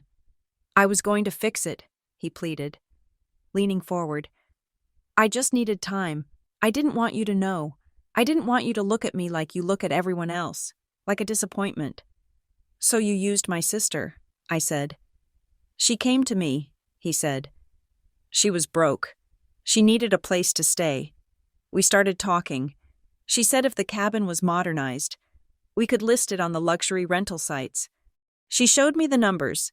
Isadora, comparable properties were pulling in $8,000 a month. She said if we split the profit, I could pay back the margin loan in 6 months, and she would have an income. It seemed logical. It seemed like a win-win. A win-win, I repeated, tasting the bile in my throat. You let her gut my kitchen to cover your gambling debt. I thought it would increase the value, he insisted. I thought, worst-case scenario, we sell the place and we both come out ahead. I was trying to protect our financial future. You were trying to protect your ego, I corrected. You did not want to admit you failed, so you authorized her to steal from me. I didn't authorize the theft, he cried. I told her to keep the renovation budget under $20,000. I didn't know she would use your personal cards for everything. I thought she was going to use the credit line I opened for the shell company. The shell company funded by your mother, I said. He flinched. You know about that? I know everything. Jeremy, I know you taught her how to disable the cameras. Julie doesn't know what a router is, but you are the one who set up the network. You showed her exactly which cable to pull, so there would be no record of the contractors coming in. He didn't deny it. The silence stretched between us, thick and suffocating. "I didn't think she would go this far," he mumbled, looking at the floor. "I didn't think she would try to take out a HELOC. I just thought a few months of rentals. We get the cash, we fix the debt, and then I tell you I surprised you with a renovation." "You didn't think she would go this far?" I asked, my voice rising for the first time. "She is a grifter, Jeremy. You handed a loaded gun to a child, and you are surprised she shot someone. That is not an excuse. That is negligence. That is malice." I looked at him, this man I had shared a bed with, shared a life with. I realized I didn't know him. I knew a version of him that existed only when things were easy, when the pressure was on. He hadn't just folded, he had cannibalized me to save himself. "And the small transfers?" I asked. "The $200 here, the $300 there, sent to random Venmo accounts from our joint checking. Expenses," he said weakly. "Staging props, cleaning fees. I had to keep the operation running until the rental money started coming in." "The rental money that never came," I said. "Because she spent that too." "I can fix this," he said, standing up and reaching for me again. "Izzy, listen. We can claim she went rogue. We can say she stole my identity too. We can pin it all on her. She is the one with the criminal record. Who are they going to believe, you and me? The respectable couple, or the unstable sister?" I stared at him. He was offering me a pact. He was willing to destroy my sister completely to save his own skin, just as he had been willing to destroy my sanctuary to save his bank balance. "You want me to lie for you," I said. "I want us to survive this," he said. "I love you." "No," I said. "You don't." I picked up my phone. I opened the banking app. "What are you doing?" he asked, a flicker of panic returning to his eyes. "I am removing you," I said. I tapped the screen. "Joint checking transfer, all funds to individual savings." "Isadora, wait. Joint savings transfer, all funds to individual savings." "Isadora, you cannot do that. That is marital money. Watch me," I said. "You gambled $60,000 of it. I am securing the rest before you try to fix anything else." I looked up at him. "I just locked the credit cards. I just removed you as an authorized user on the Amex, and tomorrow morning, my lawyer is filing for a legal separation and a freezing of assets." "You are divorcing me?" he asked, his voice cracking. "Over money, over a kitchen." "Over the betrayal," I said. "Over the fact that you looked me in the eye for 3 months and lied every single day. Over the fact that you teamed up with the one person who has tormented me my entire life, and you gave her the keys to my house." I pointed to the door. "Get out. It is late," he said. "I have nowhere to go. I drove 3 hours." "You have a car," I said. "And you have a shell company. Maybe you can sleep in the office of Mountain View Management, LLC. Oh wait, it doesn't exist. Isadora, please, get out." He looked at me, hoping to find the soft, accommodating wife he had manipulated for years. He found a wall of stone. He realized, finally, that the compliance officer was in charge. He grabbed his phone. He didn't look back. He walked out the door, the keypad beeping as he exited, leaving the door unlocked. I walked over and threw the deadbolt. Then I engaged the manual latch. I stood in the silence of the cabin. For the first time in months, it felt like mine again, not because the furniture was back, or because the paint was restored, but because the rot was gone. I walked into the kitchen, the sterile, white, hateful kitchen. I opened the drawer where I kept the tools. I took out a screwdriver. I walked over to the smart fridge with the screen that was still playing photos of tropical beaches. I jammed the screwdriver into the screen. The glass shattered. The light flickered and died. It was a small, petty act of violence, but it felt better than crying. My phone buzzed. It was a notification from the bank. Transfer successful. I wasn't the fixer anymore. I wasn't the safety net. Jeremy was going to have to explain the $60,000 debt to the creditors himself. Julie was going to have to explain the fraud to the district attorney herself. I went to the bedroom, stripped the sheets that my sister had slept in, and threw them in the trash. I remade the bed with fresh linens I had found in the back of the closet, the old ones. The ones that smelled like lavender and not vanilla. I lay down in the dark. I was alone.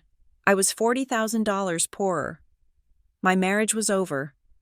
My family was at war, but as I closed my eyes, I realized something strange. I slept, for the first time in 10 years.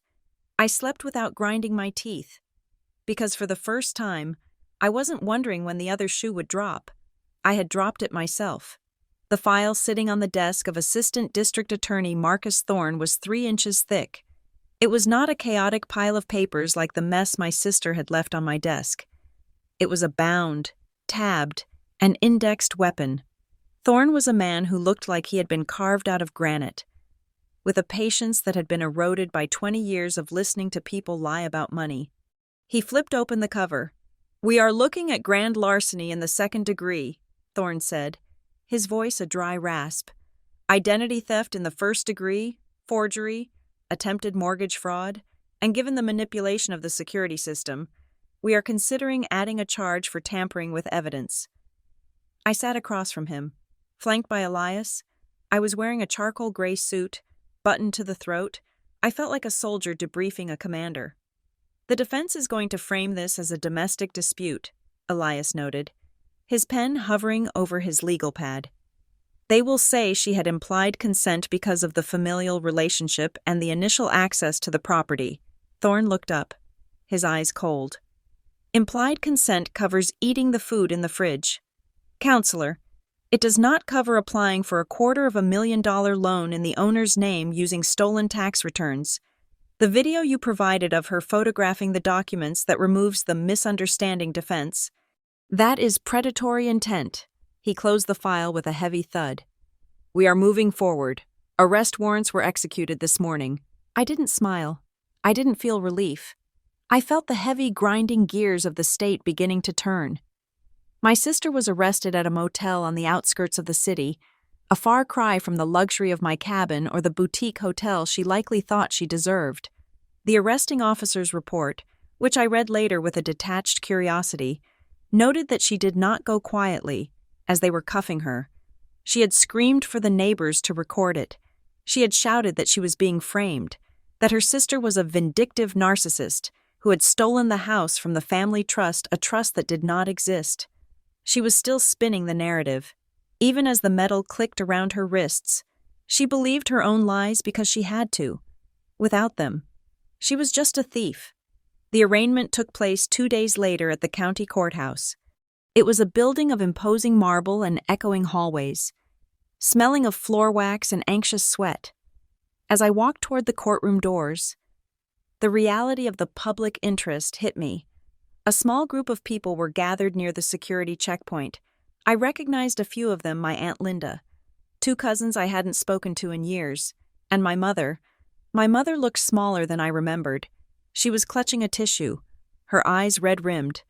When she saw me, her expression didn't soften. It hardened into something resembling hatred. "How can you do this?" she hissed as I passed. She didn't shout. She whispered it, which somehow made it worse. "She is in a cage. Isadora, your sister is in a cage. Are you happy now? Is your precious money safe?" I stopped. I turned to look at her.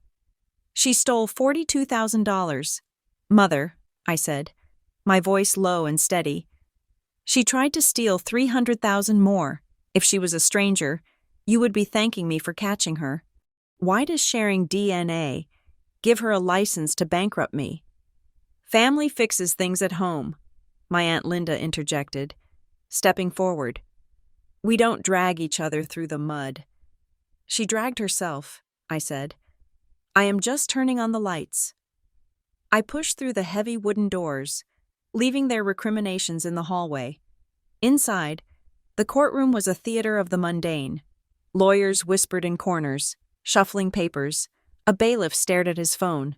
And there, in the gallery, sat the local press. Elias had warned me. The squatter cabin story had traction. It had the perfect elements for the internet age: a rich sister, a poor sister, a beautiful house, and a viral TikTok video. A local blogger who covered real estate horror stories was in the second row, tapping furiously on a tablet. To them, this wasn't a tragedy, it was content. "All rise," Judge Harrison entered. She was a stern woman with reading glasses perched on the end of her nose and zero tolerance for theatrics. Then, they brought Julie in. She was wearing an orange jumpsuit. It hung loosely on her frame. She had no makeup on. Her hair was pulled back in a messy bun. She looked young, vulnerable, and terrified. It was a perfect performance. She scanned the room, locked eyes with our mother in the front row, and let a single tear roll down her cheek. "Docket number 472, the clerk announced. "The People versus Julie Greenhall." The charges were read. The list was long: grand larceny, identity theft, computer trespass. "How do you plead?" Judge Harrison asked. Julie's public defender, a harried-looking man named Mr. Klein, stood up. "Not guilty, Your Honor," Julie sniffled audibly. "I didn't mean to," she whispered, just loud enough for the microphone to catch. "I just wanted to fix the kitchen." "Ms. Greenhall, please let your attorney speak," the judge warned. But her tone was not unkind. The crying act was working. "Your Honor," Mr. Klein began, "this is a tragic misunderstanding between siblings. My client believes she was acting as a property manager with the verbal consent of the homeowner's husband. She has strong ties to the community. She is not a flight risk. We request she be released on her own recognizance." Then, the door to the courtroom opened. Jeremy walked in. He had been subpoenaed by the prosecution as a material witness. He was not on trial, not yet, but his presence was required to establish the baseline of access. He walked to the stand, avoiding my eyes entirely. He looked tired. His suit was wrinkled. He looked like a man who was trying to make himself invisible. When the prosecutor asked him the foundational questions, Jeremy's answers were a masterclass in evasion. "Mr. Winmere," Thorne asked, "did you give the defendant permission to utilize your wife's credit cards for personal expenses?" "I." Jeremy hesitated, licking his lips. "I told her she could use the emergency card for house emergencies, a burst pipe, a broken window. I was vague. I suppose she might have misinterpreted the scope of that permission." I gripped the edge of the bench. Misinterpreted. He was giving her a lifeline. He was trying to dilute the fraud into a communication error. "And the renovation," Thorne pressed. "Did you authorize a $40,000 renovation?" "We discussed updates," Jeremy said, shifting in his seat. "I didn't sign off on a specific budget. I thought she was getting quotes. When the work started, I assumed she had cleared it with Isadora. I admit, I wasn't paying close enough attention." He was throwing himself on the sword of incompetence to avoid the sword of conspiracy. He was painting himself as the oblivious husband, not the co-conspirator who set up the shell company. Julie watched him from the defense table. Her eyes were wide. She was waiting for him to save her, but as he spoke, minimizing his role, putting distance between himself and her actions. I saw her confusion turn to panic. He wasn't saving her. He was abandoning her. "Your Honor," Elias stood up. He wasn't the prosecutor, but as the attorney for the victim, he had standing to present evidence regarding bail conditions and the protection of assets. "The victim requests to be heard regarding the defendant's bail status," Elias said. "We believe the defendant poses a significant and immediate financial danger to the victim, and her flight risk is elevated by the discovery of new evidence." "Proceed," Judge Harrison said. Elias walked to the center of the room. He didn't look at Julie. He looked at the judge. "The defense claims this is a misunderstanding about a kitchen renovation," Elias said, his voice projecting clearly to the back of the room where the blogger sat. "They claim the defendant believed she was helping. However, the prosecution has just entered into evidence a video recording taken 3 nights ago." Elias held up a flash drive. "This video shows the defendant entering the victim's home after believing the victim had left the state. It shows her locating a folder of sensitive financial documents, tax returns, deeds, and credit applications. It shows her photographing these documents, and it captures audio of her stating, and I quote, "If we get the approval within 48 hours, we can wire the funds to the LLC before she even notices." A murmur rippled through the courtroom. The kitchen renovation narrative just died. Furthermore, Elias continued, at 10 o'clock the following morning, an online application for a home equity line of credit in the amount of $250,000 was submitted using those stolen documents. This was not a renovation. Your Honor, this was a liquidation event. Julie stood up. I didn't submit it, she screamed. He has the PDF. He told me to get the pictures just in case.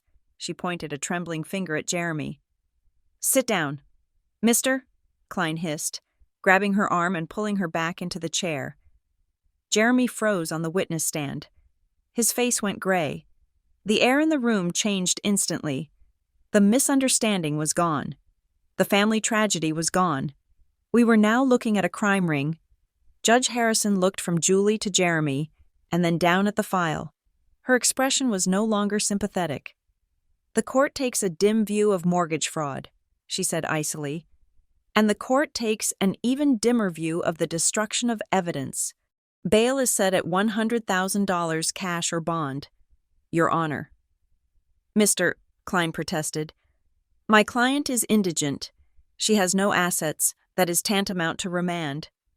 Then perhaps she should not have attempted to secure a $250,000 loan she had no intention of repaying. Judge Harrison snapped. Bail stands. Next case. The gavel banged. It sounded like a gunshot. Julie looked at the gallery. She looked at our mother.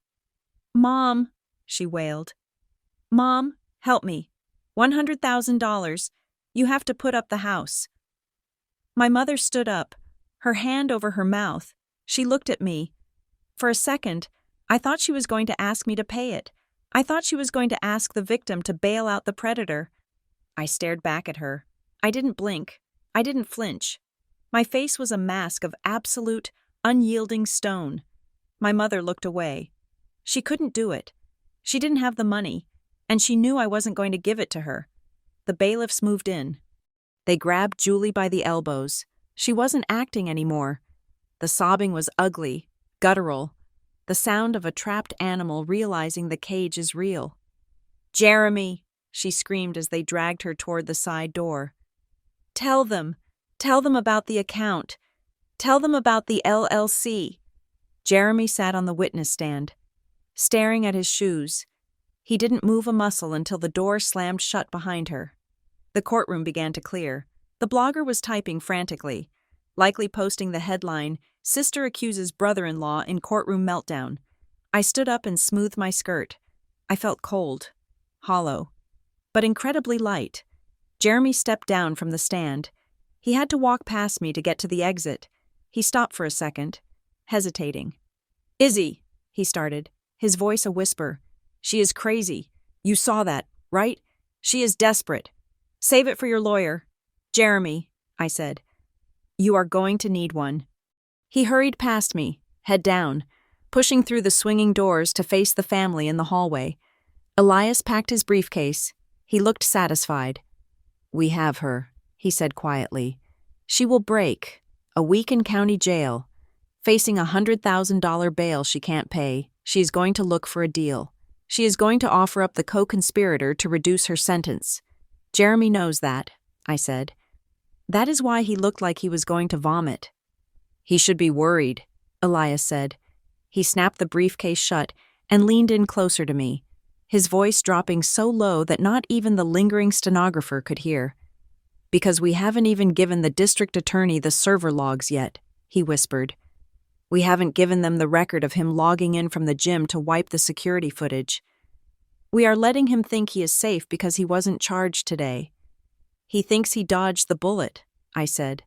Exactly, Elias smiled, a shark-like baring of teeth. When she flips on him, that is just testimony. It is weak. But when she flips on him, and we hand them the digital forensics that prove he was the admin of the whole operation, that is checkmate. When do we give it to them? I asked. Not yet, Elias said. Let him stew. Let him try to move money. Let him try to cover his tracks. Every move he makes now is just another nail. We wait until he thinks he has gotten away with it, then we pull the floor out. I looked at the empty witness stand. I imagined Jeremy sitting there, lying to the world, thinking he was smarter than everyone else. "Let's go," I said. "I have a kitchen to demolish." The silence of an empty house is usually peaceful, but my apartment in Chicago felt like a mausoleum. I had returned to the city not to hide, but to dig. Elias Vance had given me a directive. If she stole the house, she stole other things. Find the pattern. I spent 3 nights staring at the glow of my monitor, scrolling through credit reports that I had pulled from the deepest archives of the bureaus. I went back 5 years, then 7, then 10. I found the first cut. It was 7 years ago. A department store credit card opened in my name in a suburb where Julie was living with a boyfriend at the time. The limit was small, only $500. It was maxed out on cosmetics and cheap jewelry, then paid off 6 months later. Then, a gap of 2 years. Then, a utility bill for an apartment I never lived in. It went into collections, damaging a credit score I had fought to keep perfect. But I had missed it because I was in the middle of my MBA. Then, 3 years ago, a payday loan for $2,000, taken out online, paid back with interest from an account that I now realized was my old joint savings with Jeremy, an account I rarely checked because it was for rainy days. It wasn't an explosion. It was a slow leak. I realized then that I wasn't dealing with a sudden crisis. I was dealing with a parasite that had been feeding on me for a decade. She hadn't just snapped and taken the cabin. She had been testing the fences for years, seeing how much blood she could draw before I noticed the wound. And every time she got away with it, she grew bolder. My private investigator, Silas, confirmed the theory the next morning over coffee that tasted like burnt rubber. "It is classic escalation," Silas said, sliding a dossier across the table. "She started with things that wouldn't trigger a fraud alert. Small amounts, local vendors. She was training herself. But here is the piece of the puzzle that locks her up for good." He tapped a document on the top of the pile. It looked like a standard legal form. "We interviewed the head contractor," Silas said. "The guy who installed the cabinets. We pressed him on why he started work without a deposit from you directly. He cracked. He gave us this." I picked up the paper. It was a power of attorney. It granted Julie Greenhall the authority to make real estate decisions regarding the property at Pine Ridge Road. At the bottom was my signature. It was a good forgery, looped and sharp, but it was missing the tiny hesitation mark I always leave on the capital G. "It is notarized," I whispered, looking at the stamp. "Online notary," Silas explained. "It is a loophole. You upload an ID. You do a quick video call." We traced the IP address of the notarization session. It came from a laptop registered to Jeremy Winmere. My stomach turned over. "And the ID?" I asked. "She doesn't look like me." "She used a wig," Silas said. "And she used your old passport, the one you thought you lost during the move 3 years ago." "She didn't lose it. She kept it." I felt a cold rage settle in my chest. It was one thing to steal money. It was another to steal my face, my name, and my authority. "There is more," Silas said.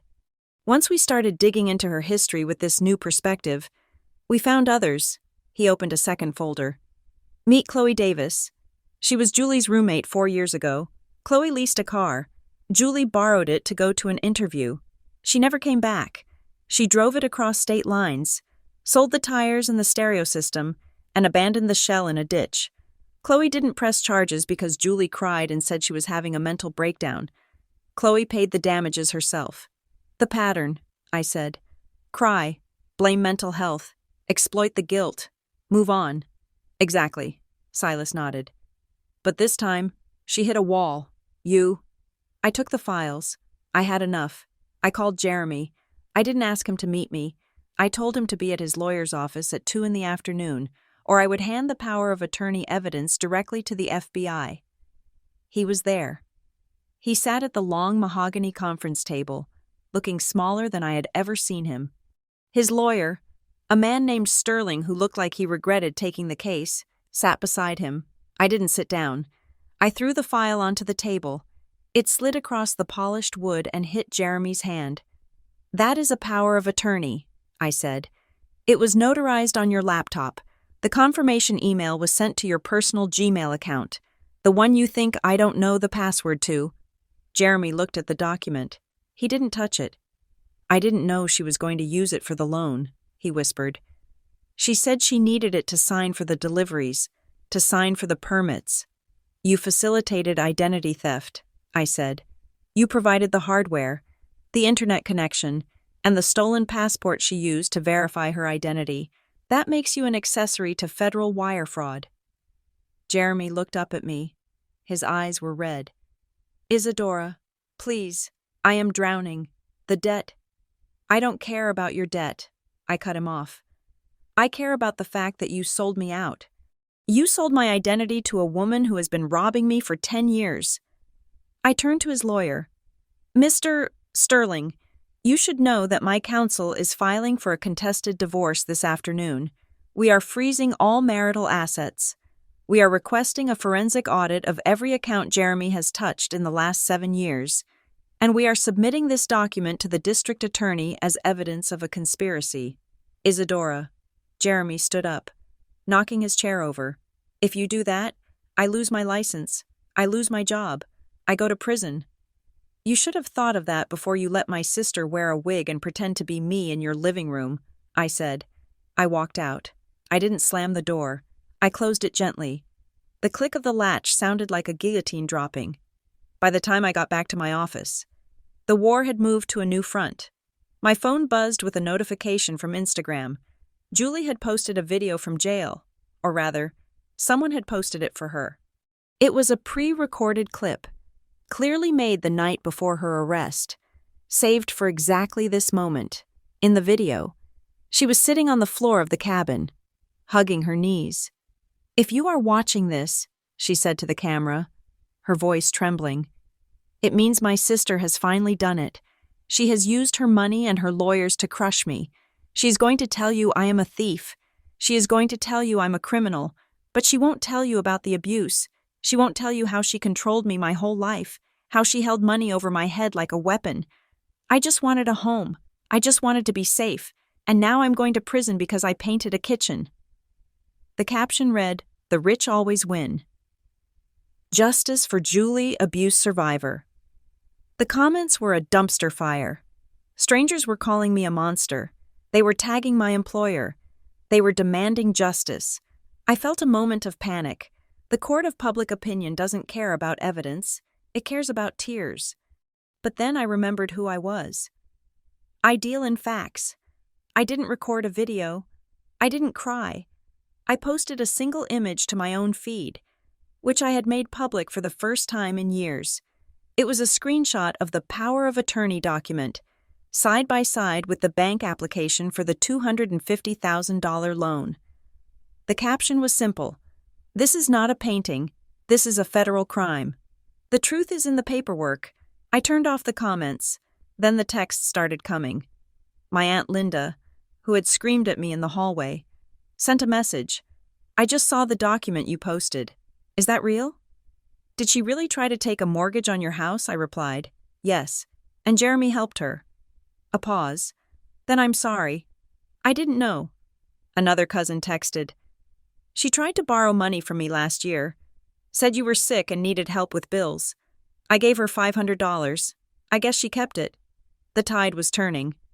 The sheer weight of the evidence was crushing the emotional narrative Julie had built. One by one, the family members who had enabled her, who had looked the other way, were forced to confront the reality that they had been defending a predator. My mother was the only one who didn't call. I knew why. Admitting I was right meant admitting she had failed as a mother. It meant admitting she had raised a wolf and fed its sheep. I needed to breathe. I drove back to the mountains. The cabin was silent. The good vibes only mat was gone. I had burned it in the fire pit 3 days ago. I walked into the kitchen. It was still shocking. The white quartz gleamed under the harsh LED lights. It felt like a hospital. It felt like a crime scene. I ran my hand over the cold counter. This wasn't just bad design. It was a violation. It was a physical manifestation of my sister's envy. She wanted my life, but she wanted it stripped of everything that made it mine: the warmth, the history, the struggle. She wanted the shiny, surface-level version of success. I opened the drawer and took out a heavy hammer. I didn't start screaming. I didn't lose control. I calmly walked over to the island. I raised the hammer. Crack. The quartz spider-webbed. Crack. A chunk of white stone broke off and clattered to the floor. It felt good. I wasn't destroying my house. I was exorcising it. I spent the next hour systematically destroying the gift. I smashed the tiles. I dented the stainless steel sink. I ripped the cabinet doors off their hinges. When I was done, I stood amidst the rubble, breathing hard, covered in white dust. The kitchen was ruined, but for the first time in months, it felt like it belonged to me. I would rebuild it. I would put back the soapstone. I would find a copper sink. I would hang warm lights. I would make it a place where ghosts couldn't live. I walked out onto the deck. The sun was setting, painting the sky in bruises of purple and red. The trial was set for 2 weeks from now. The evidence was overwhelming. Jeremy was cornered. Julie was in jail. The investigation had expanded to include the secondary victims. It should have felt like victory. But as I looked out over the darkening pines, I felt a prickle on the back of my neck. It was too quiet. Julie was a survivor. She was a cockroach. You could step on her. You could poison her. But she always found a way to scuttle into the cracks. And Jeremy was a coward. But cowards are dangerous when they have nothing left to lose. I remembered something Julie had said to me years ago. When we were kids playing a board game she was losing. If I can't win, I'm flipping the board. I had the evidence. I had the law. I had the truth. But I had a sinking feeling that they had one piece left to play, a piece that wasn't on the board. My phone rang. It was a number I didn't recognize. I picked it up.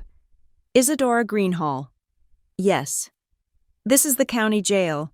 We have a medical emergency regarding inmate 472. She is being transported to the hospital. What happened? I asked, my grip tightening on the phone. She claims she has information about a hidden asset, the officer said, and she claims she was poisoned.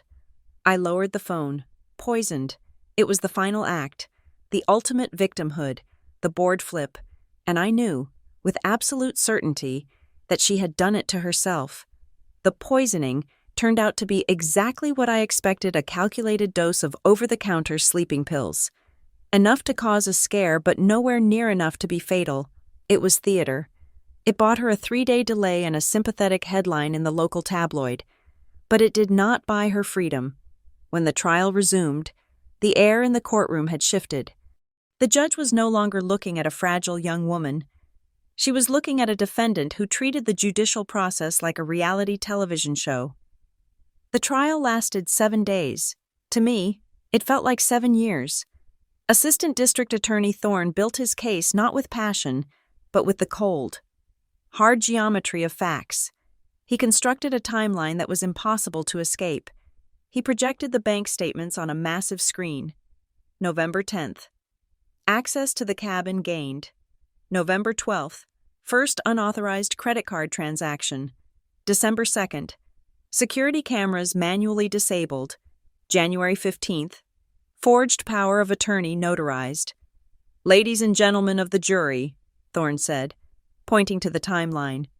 This is not a chaotic spiral of mental illness. This is a business plan. The defendant did not stumble into this crime. She clocked in for it. When the defense called Julie to the stand, the room went silent.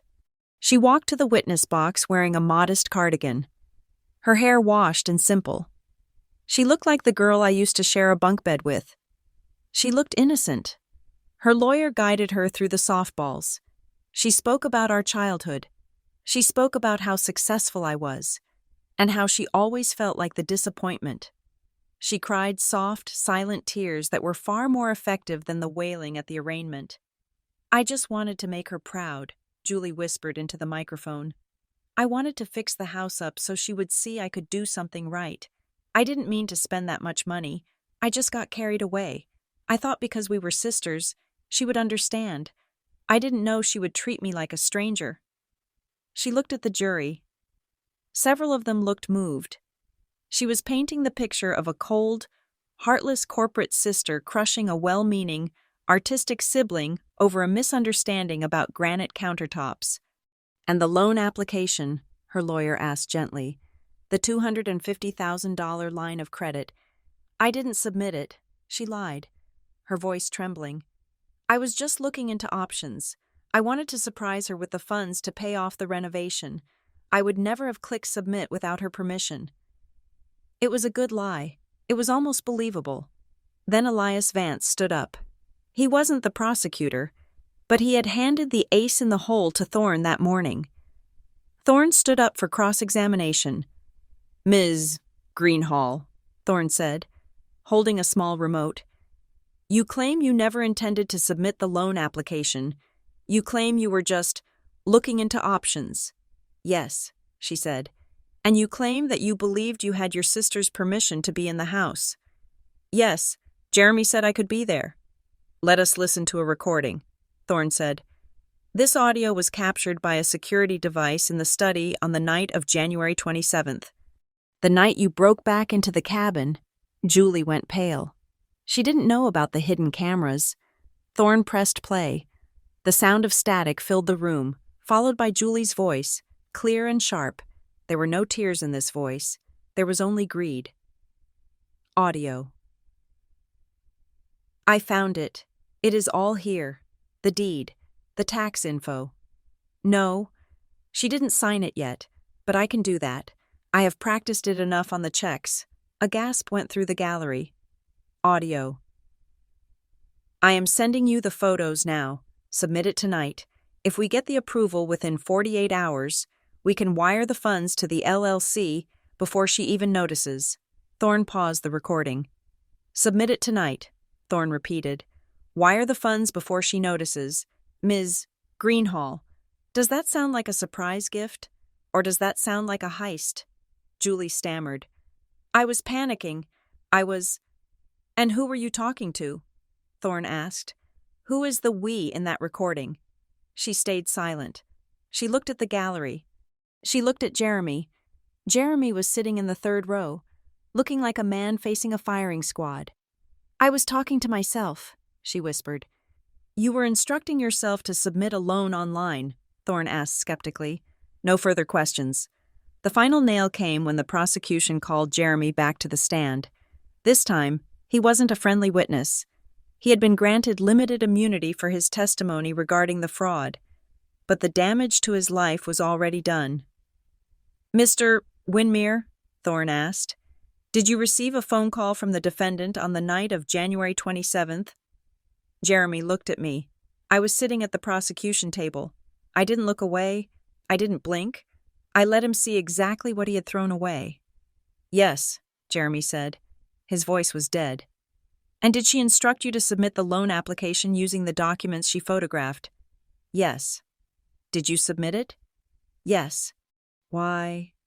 Because, Jeremy said, finally admitting the truth that had been rotting our marriage from the inside out. I needed the money. I had a margin call on a $60,000 debt. We thought we could pay it back before Isadora found out. The courtroom erupted. The misunderstanding defense shattered into a million pieces. It wasn't an emotional accident. It was a conspiracy. It was a bust-out scheme orchestrated by my husband and my sister to strip mine my life. The jury deliberated for 4 hours. When they returned, the foreman stood up. We find the defendant, Julie Greenhall, guilty on all counts. Grand larceny, identity theft, forgery, conspiracy to commit fraud. Judge Harrison did not hesitate during sentencing. She looked at Julie, who was no longer crying. Julie was staring at the table, her face a mask of shock. Ms.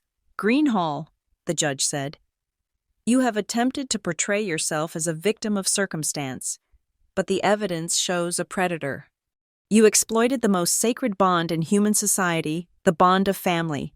You used your sister's love as a backdoor to her bank account. That is a breach of trust that this court cannot ignore. The sentence was severe. 5 years in state prison. Eligible for parole in 3. Restitution of $42,000 to be paid to the victim. As the bailiff handcuffed her, Julie didn't scream. She didn't look at our mother. She looked at me. There was no hate in her eyes anymore, just a vast, empty realization that the game was finally over.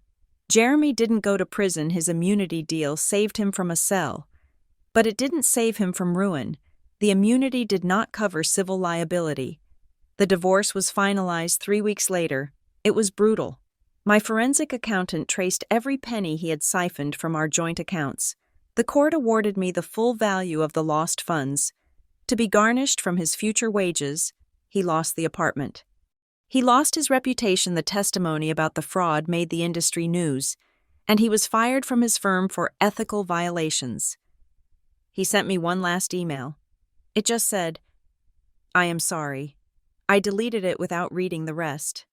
But the final act of this tragedy wasn't the verdict. It was the victim impact statement. I stood before the court on the day of sentencing. I didn't have a prepared speech. I just had the truth. "Your Honor," I said, "my sister and my husband didn't just steal $40,000. If they had asked, I might have given it to them. What they stole was my reality. They stole my ability to trust the ground I walk on. They made me question my own sanity. They made me feel guilty for their crimes. For months, I walked around my own life feeling like an intruder. While they lived in my home and laughed at my expense, I took a breath. I am not asking for vengeance. Vengeance is exhausting. I am asking for the restoration of boundaries. I am asking the court to affirm that being a family member is not a license to destroy. I want my name back. I want my credit back. And I want my peace back." 2 months later, I drove up the mountain. The snow was melting. The air smelled of wet earth and pine resin. I parked the Volvo in front of the cabin. The white Range Rover was gone, repossessed by the dealership weeks ago. The good vibes only mat was ashes. I walked up the steps. I punched in the new code on the new lock, a code that only I knew. Inside, the house was quiet, but it wasn't empty. I walked into the kitchen. It was finished. I hadn't restored it to the way it was before. That kitchen belonged to a woman who was trying to please everyone. A woman who didn't check her bank statements because she trusted blindly. This kitchen was different. The cabinets were black deep, matte charcoal that looked strong and impenetrable. The counters were butcher block, warm and alive, needing care but giving comfort. And the sink, I had found it, a vintage, double basin copper sink, battered and beautiful. That looked like it could survive a war. Because it had. I ran my hand over the copper. It felt grounding. I didn't feel lonely. I thought I would. I thought the silence would be heavy with the ghosts of my sister and my ex-husband. But they weren't here. They were gone, excised like a tumor. The phone in my pocket buzzed. It was a notification from the bank. Credit score update 800. My financial life was clean. My legal life was clean. My home was clean. I walked over to the back door and looked out at the mountains. The sun was dipping below the ridge, casting long shadows across the valley. I saw a hawk circling in the distance, hunting alone, completely free. I realized then that revenge wasn't about hurting them. I hadn't poisoned Julie. I hadn't framed Jeremy. All I had done was hand them the consequences of their own actions. I had simply stopped catching them when they fell. I took a deep breath. The mountain air filled my lungs, cold and sharp and pure. I turned off my phone. I placed it face down on the butcher block counter. I picked up a glass of wine. "Cheers," I whispered to the empty, beautiful room.